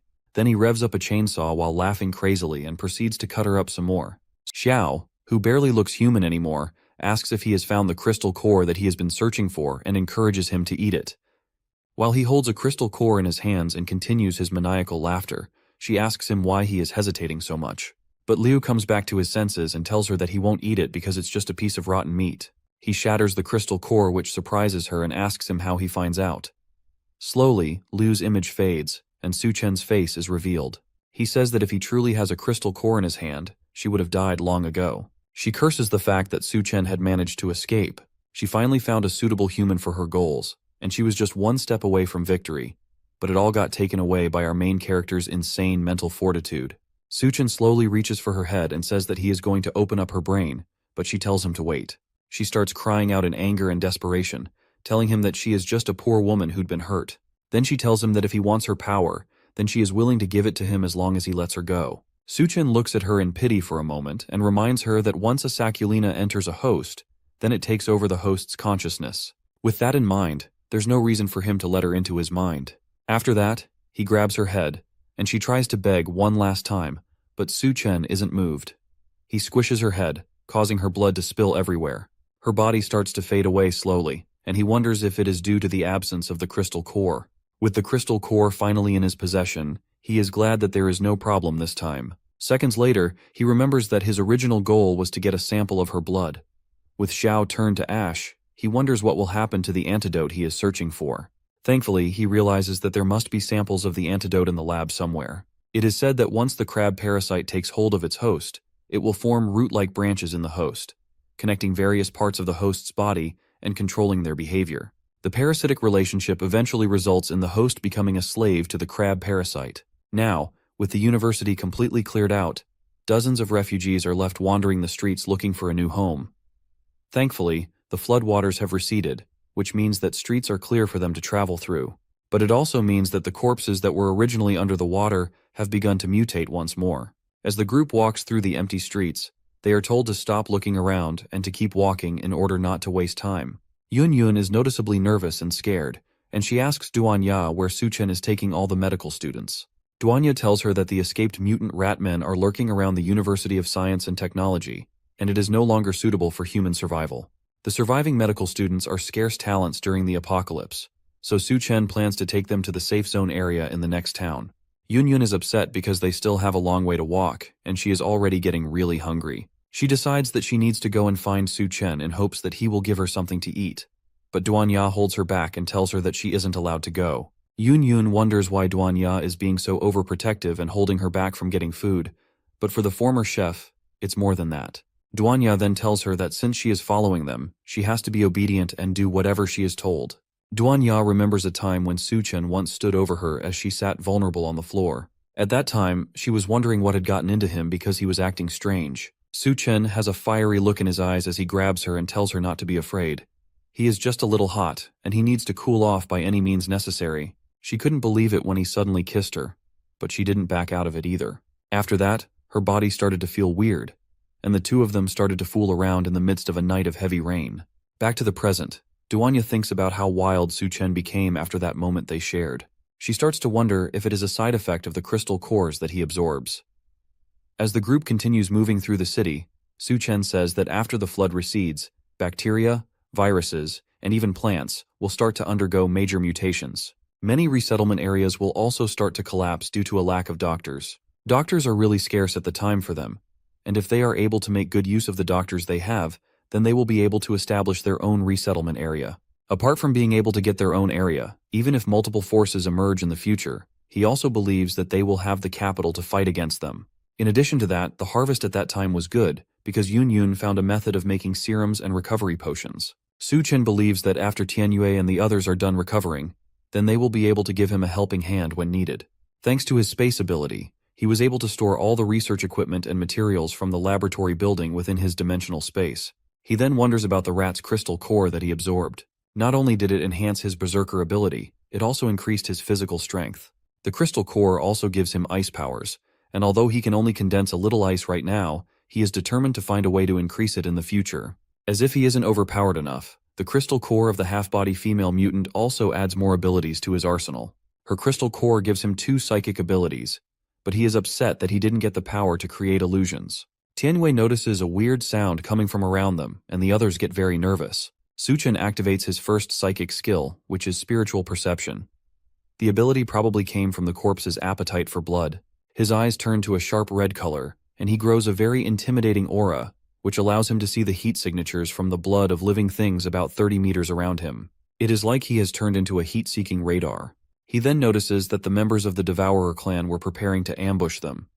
He can see the numerous mutated people hiding in the buildings and waiting for the right time to strike. One of the members of Suchen's group sees something frightening and tells everyone else to look up towards where he is pointing. Above them, they can see a female who has been hung on the traffic light pole, and a girl among them notices that the person hung is known as Rui Rui, a former roommate of hers. She tells the guys to hurry up and save Rui Rui before it is too late. It is a life that needs saving, and she can't stand seeing her friend in such a humiliating state. One of the guys attempts to go and save the girl, but Suchen stops him and tells him to mind his business. Suchen then tells his group to keep moving and stop wasting time. The girl can't believe how cold-blooded he is. She wonders if Suchen is even still human, because it doesn't make sense that he would just watch someone die when there is still a chance to save her. Other people start to speak up, and they accuse Suchen of not being a man at all. They decide to stay back and help since they can't just stand by and watch someone die before their eyes. The girl orders them to put Rui down quickly so that she can give her medical attention. Some of the men move to the traffic pole quickly and begin loosening the rope in order to rescue her. As they are loosening the ropes, arrows rain down on them and manage to pierce through most of the guys, killing them instantly. The sudden turn of events causes the once confident girl to shiver in fear. All of them can't believe that they just lost 2 innocent souls in an attempt to save one person. They finally realize it is a trap, but it's much too late for them to escape. 2 other guys burst out from the windows above them with axes. They quickly surround the girl and the guy she is with. The 2 men from the Devourer clan are as tall as mountains, and they tower over the group of people who tried to save their friend. One of the Devourer brutes grabs a girl by her face and licks her cheek to get a taste of her. Then he rubs his hand all over her body and calls his companion to come and have some fun with her first. The girl is scared senseless as she looks at the monstrosity that grabbed her head. She begs him to let her go, but there is no use. Her friend tries to fight for her, and he demands that the devourer let her go, but he doesn't see the other enemy rushing towards him with an axe.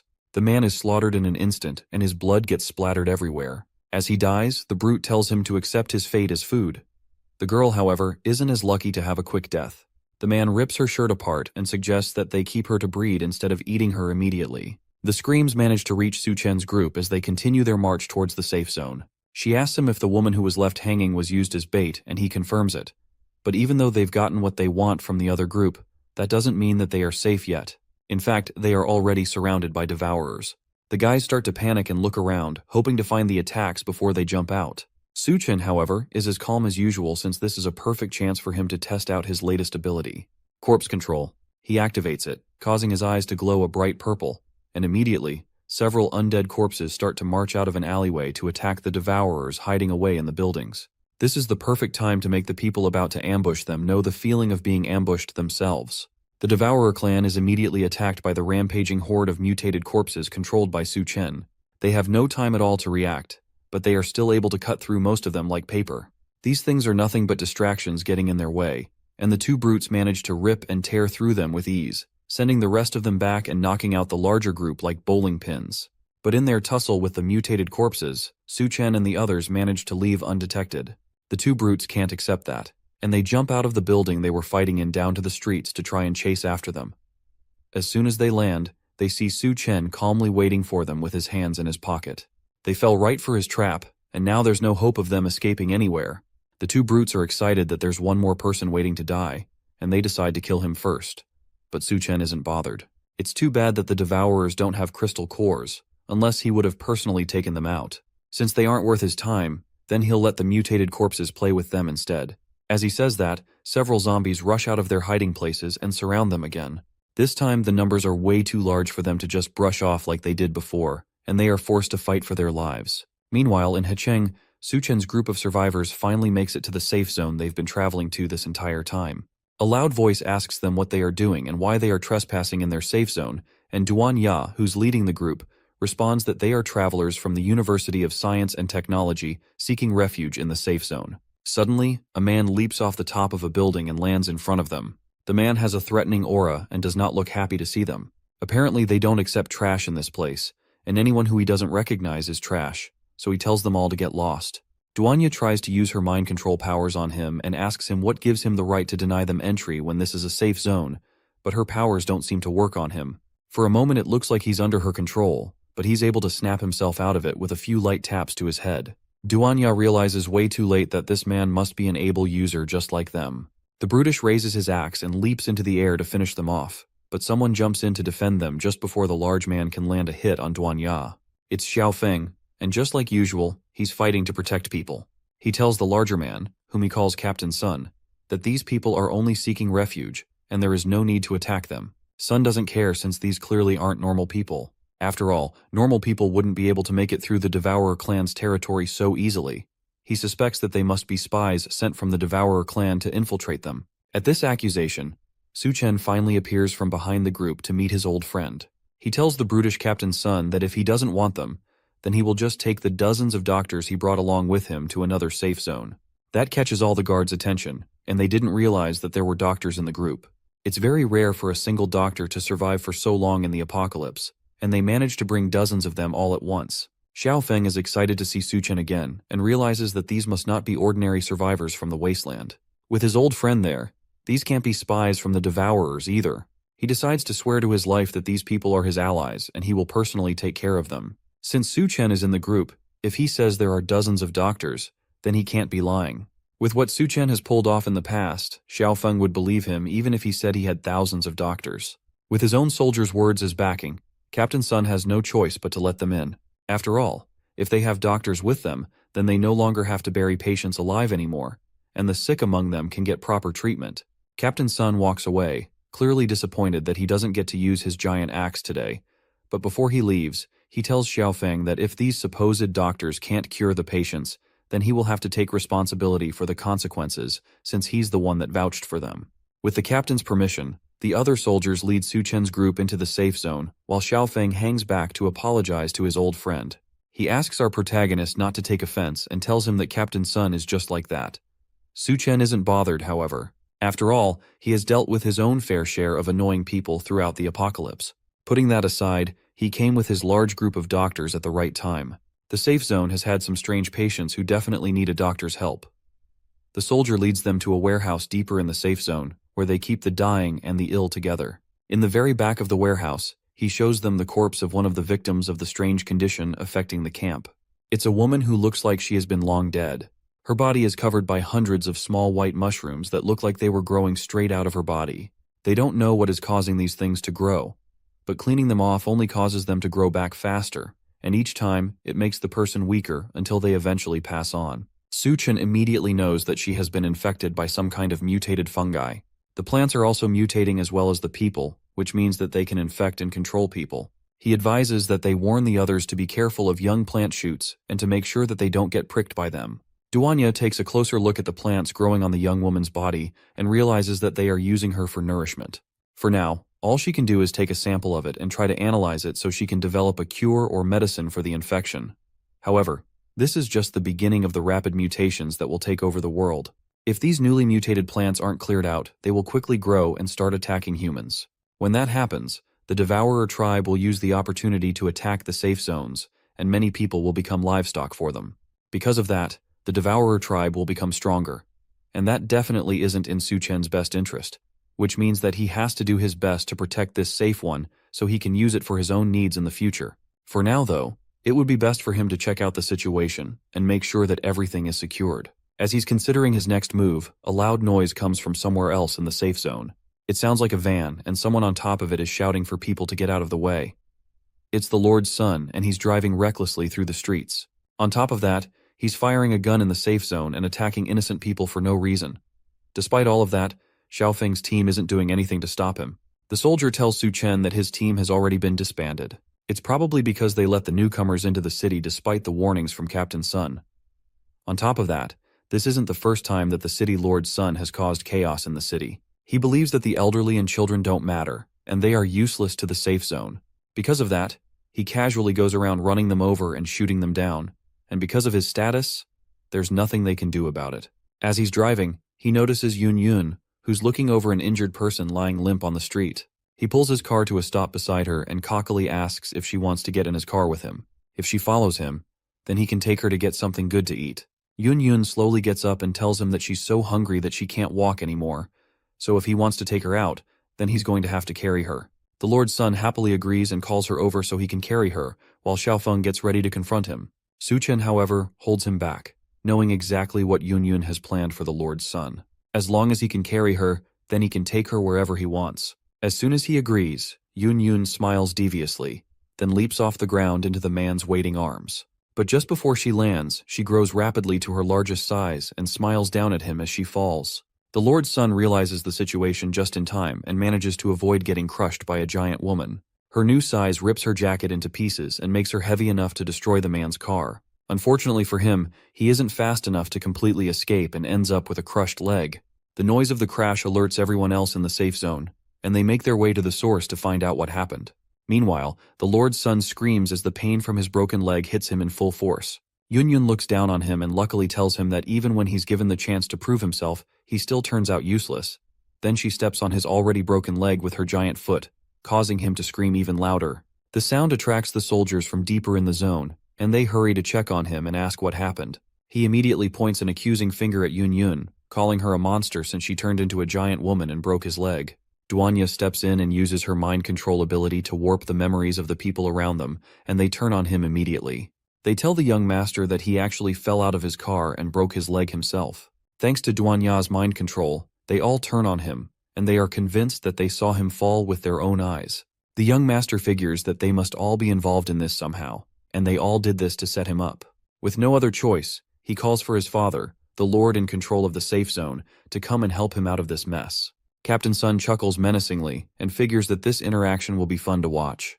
A car surrounded by dozens of soldiers pulls up to the scene of the incident as the young lord still sits on the ground, unable to move. Su Chen's group and Xiaofeng watch as the city lord steps out of his car and demands to know what's going on. The way several people rush to answer him, plus the crowd of security that pulls up behind him, shows that the city lord has an air of importance around him. Xiaofeng defends his friend and tells the city lord about Su Chen and the fact that he brought dozens of doctors along with him to seek refuge in the shelter. Then he starts to talk about the young lord and how he started to cause trouble around the place. But the younger man cuts in and demands that his father kill them all for breaking his leg. The lord doesn't pay attention to his son's ramblings and slaps him across the face as soon as he starts talking. It looks like he has already warned the chaotic kid about his actions, and he's aware of the things that happen while he isn't around. This isn't the first time that he has told his son to treat everyone that comes into the settlement with respect. His vision is to turn the safe zone into a beacon of hope in the apocalypse, and to make everyone that comes to them feel some warmth. Because of his great dream, even his own son gets punished when he does wrong. That must mean that the city lord is a good man, and it's rare to find such a noble-hearted person in the apocalypse. At least that's what the crowd thinks as they start to cheer for him and his good deeds. The city lord turns to them and personally invites them to stay with them and build a new dream together. Here, they will provide the best food and the most generous conditions to make sure that they all survive in the new hellish world. Xiaofeng turns to tell Su Chen that thanks to the city lord, his group can now stay without any problems. But his friend is already long gone, as are his two girlfriends. They left the city as soon as the city lord appeared to avoid any problems. It's unreasonable to think that he won't try to take some kind of revenge since Yunyun crippled his son. Because of that, the three of them have to sleep in the woods for the night. Yunyun nervously tells her new sister that it's the first time she has ever had to sleep outside. Surely Duanya must have some kind of experience since she has survived in the apocalypse for so long. The former chef tells Yunyun to stop thinking about unnecessary things. Besides, with Su Chen around, who knows if they will even be able to sleep at all. Our protagonist comes up behind them and warns them to stop messing around. Someone is coming, and they need to be ready for an attack. Then he calls for the people hiding behind a pillar to come out and face them. It looks like they were trying to sneak up on the group without being detected, but Su Chen already knew they were there a long time ago. They come out of their hiding spots and ask if Su Chen thought he could hide so easily after breaking the young master's leg. There are dozens that surround them, and they tell him that there is no way for them to escape. But unluckily for them, Su Chen never planned to escape. He just didn't want to go on a killing spree in the city and end up accidentally hurting members of his friend's team. The men approach him and laugh at the fact that he's talking about a killing spree when he's clearly about to die. They decide not to waste any more time pointlessly talking so they can finish him off. Su Chen casually annihilates one of the men approaching him with a single punch, causing the other men to realize exactly what he meant by killing spree. They open fire on the group in a panic, hoping to take him out quickly, but Su Chen immediately pulls out his dual katanas and cuts through all of them in less than a second. The last man remaining begs for his life and tells Su Chen that if he's spared, then he will reveal the secret about the city lord. Our protagonist pauses his sword just before it slices off the man's head, then tells him to continue. The man tells them that the city lord has close ties with the nearby Devourer clan. Every week, they secretly make a trade behind everyone's back. The city mayor gives up some of the refugees in exchange for food. Yunyun punches the man on the back of the head after his confession. They've been giving up young people in exchange for food this entire time. The man leads them to the city gate, where the deal usually goes down, and they see several people in a cage while a brute from the Devourer clan looks over them. He tells the guard that brought them that the food will be thrown to the gate by dawn, then he grabs the man by his neck and lifts him off the ground. The guard struggles for a moment, but it's no use as the Devourer brute bites down on his neck and rips his head off of his body in one tug. The guards are just refugees hired temporarily, and the city lord never leaves any witnesses alive. The man asks if he can go now that he has told them everything he knows, but Su Chen has one more task for him. They take the man and tie him up over an empty street in an attempt to lure devourers towards the area. Their plan works, and his screams attract brutes nearby over to the empty place. To them, a person hanging alone in a dark place is just free food. One of the brutes asks why someone is hanging over in the middle of nowhere, but his companion doesn't care and just wants to get his hands on the free food. They rush up to the guard and punch him in the stomach, causing him to cough up blood and pass out. But the noise they made from their mad dash to get free food triggers Su Chen's plan as a loud voice comes down from above them. It's Yunyun, who has been the one dangling the man over the alleyway this whole time. She grabs one of the brutes who fights for his life, while another one notices the glare of a sniper scope from a window above them. They finally realize that this whole thing was a planned ambush for them. Upstairs, Duanya carefully aims a sniper rifle at the devourers in the alleyway. She remembers Su Chen's words about how the devourers have mutated so much that their skulls are probably too hard for bullets to pierce. So the only way she can take them out is through multiple hits on one spot. She aims at one of the devourers, then fires 3 shots, managing to hit him straight on his forehead in 3 consecutive bursts.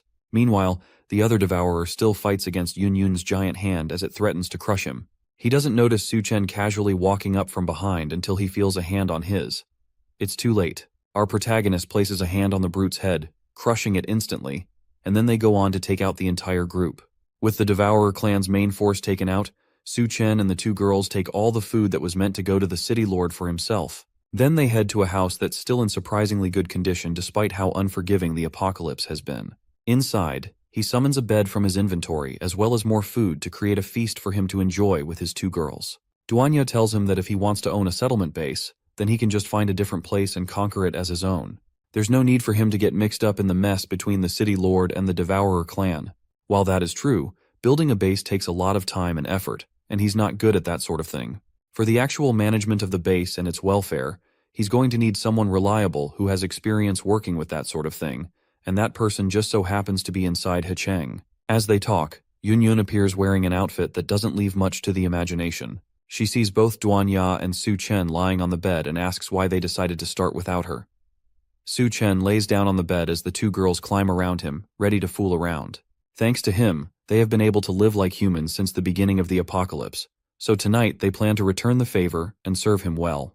While the 3 of them get freaky in the ruined city, the guards from the safe zone eventually find the hanging corpse of the man that Su Chen used as bait.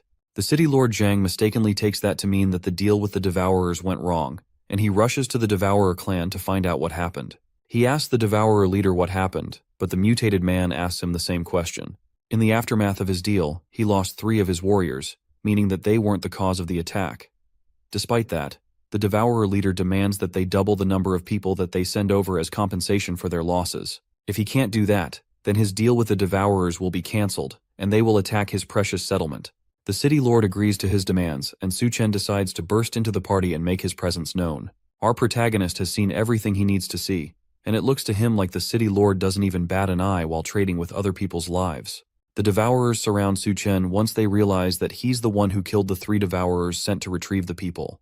They have no idea how he managed to kill 3 of their own, but now that he has stepped onto their base, there's no escape for him. City Lord Zhang calmly leaves the area before things get violent.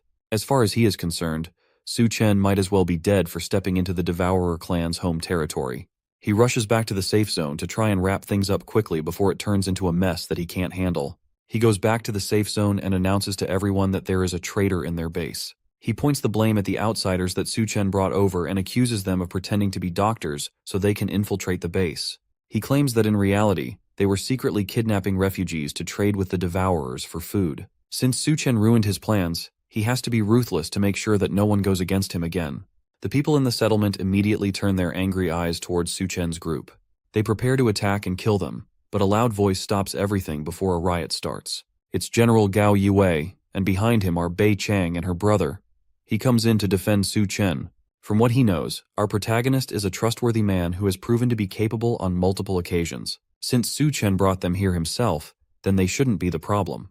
The city lord continues his accusations, saying that words alone cannot defend them. If he wants to show that they aren't traitors, then he has to prove it. A voice calls out from the top of a building above the settlement. It's Su Chen, and he claims that he can prove his own innocence. He brought the Devourer clan leader with him, and asked the badly beaten mutant to explain the situation by himself.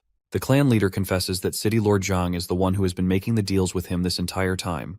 The crowd turns angrily to the city lord, now that they realize that the man they've been supporting was the real monster this entire time. Zhang tries one more time to convince them that Su Chen is working with Devourers to frame him, but General Gao approaches the man and punches him in the face for his crimes. Now that the truth has been revealed, Zhang stops pretending about the situation and laughs menacingly as he reveals that he really is the one who has been exchanging people with the Devourer clan. But now it's the apocalypse, and all the places with supplies have already been taken over by the Devourers. They are just waiting for others to fall into their traps. As long as he keeps sacrificing a few lives that he sees as worthless, then he's doing a good thing and saving people. As far as he sees it, they should all be grateful to him for keeping them alive. After all, even the Captain Gao that's acting so righteous also ate the food that he brought back from the Devourers, so nobody has any right to judge him. Well, that's what he thinks, but Su Chen's fist begs to differ. After a sharp right hook to the face, Su Chen tells the man that he's a coward. In a world where the strong prey on the weak, trading lives for food isn't necessarily a bad thing. but it's a coward's choice that makes him no different from the Devourers. With the former lord rightfully knocked out, Su Chen turns to General Gao and makes him an offer. He offers to build a place that truly belongs to humanity and civilization. In his previous life, he once traversed over the ruins and eventually reached a safe haven that was on its way to becoming a utopian base in the apocalypse. There were no shackles of class and nobody cried of hunger. Everyone was well fed and they all had peace of mind. All this came from its creator, Gao Yiwei. But for now, he's only a deputy under the current city lord. In his past life, it wasn't until he discovered the dark side of the base that he decided to leave and build his own. All Su Chen did was make things happen a little earlier. However, the other soldiers had their reservations about the whole plan. Even though building a base from scratch is way too hard, and if they want to do things their own way, then they can't live under someone else's roof. They have to establish a new base by themselves if they want to survive on their own. The city lord laughs at their plans of building a new base. Outside the safe zone of his city, beasts run rampant, and zombies are everywhere. There's no guarantee of basic food and safety. Leaving his safe zone would be a surefire way of sending people to their deaths. The crippled lord's son advises his father to let them leave if they want to go. They'll eventually come crawling back once they've suffered enough. The other survivors also start to doubt if they can survive outside of the city lord's safe zone. If they don't want to die, then they have to take their chances staying with the coward, but at least they will get to live. The city lord feeds into their fears and tells the people that if anyone believes in their delusions they can leave, but if they starve to death in the wasteland, then he won't be blamed for anything. But in that case, if the only problem is food, then Su Chen has the answer to all of their problems. After all, he was able to bring out the Devourer clan's leader so easily, and he has already made a name for himself as a powerful ability user. For someone like him, providing food should be easy. The Lord's son notices how all the survivors are starting to side with Su Chen, and he angrily asks the man if he thinks that he's some kind of savior. As far as he's concerned, our protagonist is doing all of this just to get attention. There's no way he even knows how much supplies a base needs. Su Chen estimates that even though his supplies aren't much, they are probably enough to support about 2,000 people for a month or so. Those numbers sound suspiciously similar to the amount that the city lord has in his warehouse. Just where could he have gotten those supplies? Meanwhile, at that very warehouse, Duan Ya and Yun Yun work together to take out the guards who are monitoring the supplies. Yun Yun uses her giant size to overwhelm them, while Duan Ya provides sniper support. With the warehouse completely emptied, he tells General Gao to hurry up and make a decision. He can either work with Su Chen or stay with the traitorous city lord. With the options laid out in front of him, the decision on what to do isn't hard for General Guo. In this current settlement, people have had to deal with no proper clothing while also being constantly bullied. Now he learns that they have all been treated like livestock and sold to the Devourers. Captain Guo decides that he cannot stay in a place like this for another second. He decides to join forces with Su Chen and establish a new base. Then he tells the crowd that anyone willing to leave with him can step forward so they can build a base where they can live in dignity. Bei Kang and her brother call their troops together and stand behind their captain. These were supposed to be the city lord's army, but after his betrayal, they are now only loyal to Captain Gao. He orders the few soldiers that are still loyal to him to point their weapons at Captain Gao and his men. The lord's son menacingly points a gun at Su Chen and fires rapidly. If our protagonist had never shown up with his people and his plans, then his leg would never have been crippled, and Su Chen takes the opportunity to rush over and grab the younger man by the throat. He tells City Lord Zhang to order his men to drop their weapons, otherwise he'll snap the boy's neck. Not wanting to lose his only child, Zhang calls off the attack, and Su Chen tells the captain to take his people and the refugees away. Our protagonist will personally handle things from here. Captain Gao agrees to the plan and tells him that they will all be waiting for him at Shangyun University.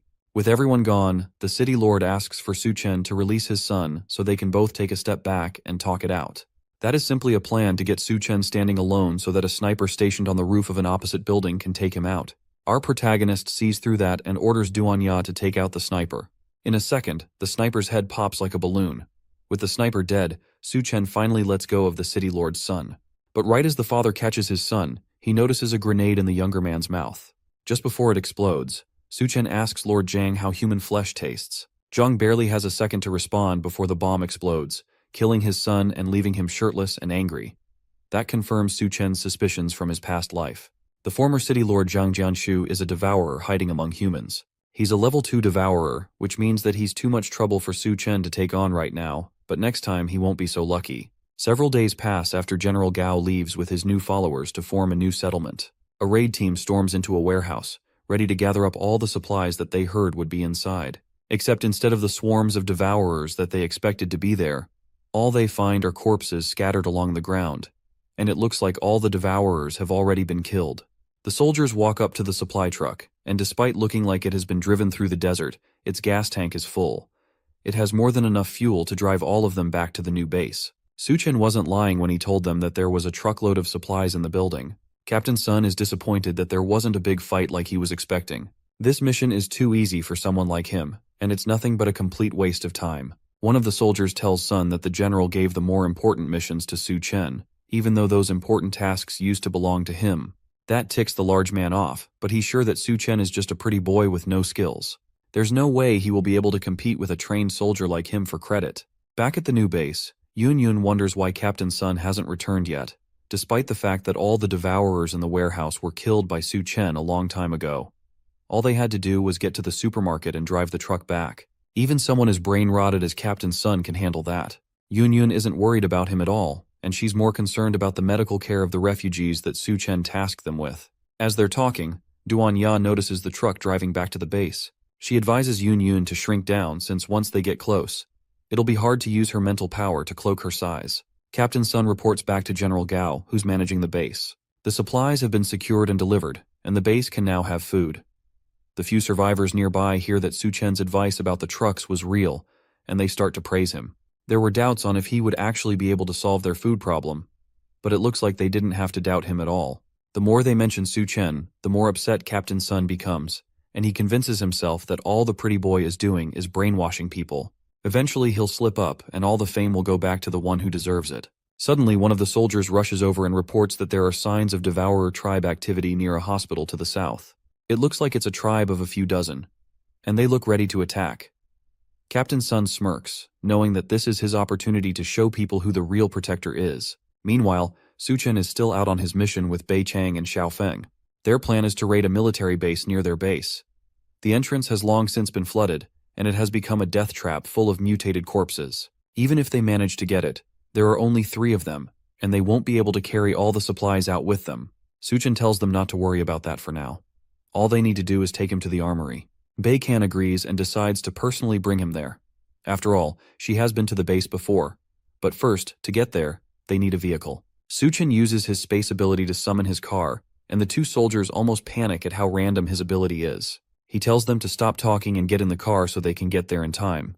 Then they cruise through the empty streets towards the military base. At the military base, some of Zhang Jianshu's men work to drain the large pool of water covering the base's entrance. No matter how much water they pump, though, it never seems to be enough. The leader of the team tells the rest to go and find a few useless items from their storage and throw them into the water as bait for the water ghouls. Since the city supplies have mysteriously disappeared, if they don't bring something back, then they are as good as dead. The men grab some hostages and throw them into the water filled with water ghouls. The plan works, and the ghouls get lured to the surface, which means that someone can dive in to check the place out. The leader tells his men that whoever goes down to pry open the door will be rewarded with a woman by the city lord once they get back. One of the men steps up to take on the task. Before the apocalypse, he had no money and no woman, so now that the apocalypse is in full swing, he has to take any chance he has to make it ahead in life. His courage motivates the others to start diving too. Meanwhile, Xiaofeng watches the men as they try to get into the military base. It seems like Zhang Jianshu has set his eyes on the base's supplies and weapons as well. Luckily, Bei Kang knows another way around that can avoid the city lord's army, but they will have to dive underwater. Su Chen accepts the idea, and the 3 of them dive into the ghoul-infested waters to try and reach their target. As they swim through the dark water, Bei Chang notices several eyes watching them from deeper in the pool. It's the water ghouls, and the shock of seeing them causes her to gasp and lose her last bit of air. Su Chen pulls her close and calms her down. Then he kisses her, transferring some oxygen into her mouth.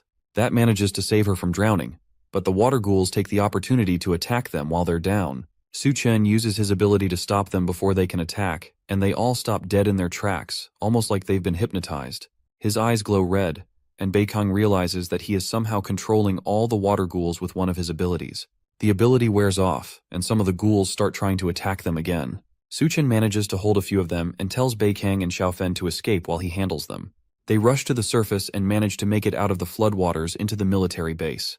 With the number of abilities Su Chen has, they start to wonder if he's human as several bodies start floating up from the water as our protagonist wipes them out. They wonder how many abilities he has that they don't even know about. After taking out all the ghouls, Su Chen emerges from the water completely unharmed. After taking out all the water ghouls, one of them managed to drop a white core, which has a low drop rate in monsters. Getting a white core in such a short time is usually a miracle, but Su Chen doesn't seem satisfied. Although a white core doesn't grant new abilities, it can strengthen old ones, making him even stronger than he already is. As they talk, two yellow eyes watch them menacingly from a distance. The silhouette looks like a cat, and it seems particularly interested in the crystal Su Chen is holding. It leaps out as soon as he's distracted and snatches the crystal from his hand before he can react. Why is a cat even in the military base in the first place? The base probably had cats to control any rat problems they had, and one must have survived the apocalypse by staying strapped in the base. The feline has dark black fur and glowing stripe patterns all over its body with bright yellow eyes. The kitty is quite impressive since it managed to snatch the core from Su Chen's hand before he could even react. Su Chen angrily but calmly tries to offer the little guy some superfish snacks in hope that it will trade that for the white core. However, the cat leaps up and manages to snatch the snacks from his hand before running deeper into the base with both its prices. It looks like the great and powerful Su Chen has been outwitted by a cat twice in the space of a minute. Anything that survives in the apocalypse can't be an ordinary creature, and there definitely seems to be something special about that cat. They keep walking through the base, and eventually they find a lever that reactivates the electricity in the base. Thankfully, the power systems are still operational despite how long they've been abandoned. Before the Great Flood, the survivors evacuated in a hurry, which means that there was no way they had time to take all their supplies with them. They finally arrive in the base's arsenal, and there's enough weapons to arm a force of up to 500 people. Xiaofeng figures that if they can find a tank, then they might even be able to arm 1,000 people. Bei King warns him to be careful as he runs off to find a tank. The storage is full of things they will definitely be needing, but the problem now is how to get everything back to the base. The City Lord's troops could show up at any moment, and going back to the safe zone for reinforcements is out of the question. A loud rumbling noise drags them out of their thoughts. Xiaofeng found a tank, but unfortunately, something else found him. It's a large mutated monster that almost looks like a giant dog. It's chasing Xiaofeng, who is desperately driving away in his tank. The monster shoots a laser from its snout, and it hits the tank dead on. The panicking soldier asks Su Chen to do something since if it blows up the armory, then they will probably get blown up along with it. Su Chen activates his space ability and stores everything from the warehouse into his pocket dimension. In a matter of seconds, the warehouse is cleaned out, as Xiaofeng drives up to them. He asks if Su Chen can store the monster in his space, but unfortunately, the space only works on inorganic material. Living mutated creatures can't be stored in it, meaning that they have to find another way to take care of the monster. Bei Kang decides to step up to the occasion and lure the monsters away while Su Chen and Xiaofeng retreat. That's a reasonably stupid idea for Su Chen, and he grabs her instead and carries her over to the tank. Bei Kang tries to protest and tells him that since the supplies are in his space, then he has to make it back to the base safely. As they're talking, the monster rushes up to them and charges up another blast. Su Chen manages to dodge out of the way, but the tank isn't so lucky and gets blasted head-on. Su Chen tells her to stop wasting time and to go check on Xiaofeng while he deals with the monster. She runs off but orders him not to die on her. Now that he's alone with the monster, he takes a good look at it one more time. He doesn't remember hearing about a mutated beast like it in the area during his last life. That doesn't matter though, because its crystal core will belong to him regardless. It looks like that's all we have time for now, but I'll keep you all updated if anything new happens. I'm dying to see what awesome methods Su Chen is going to use to take out this monster. And is Xiaofeng even still alive?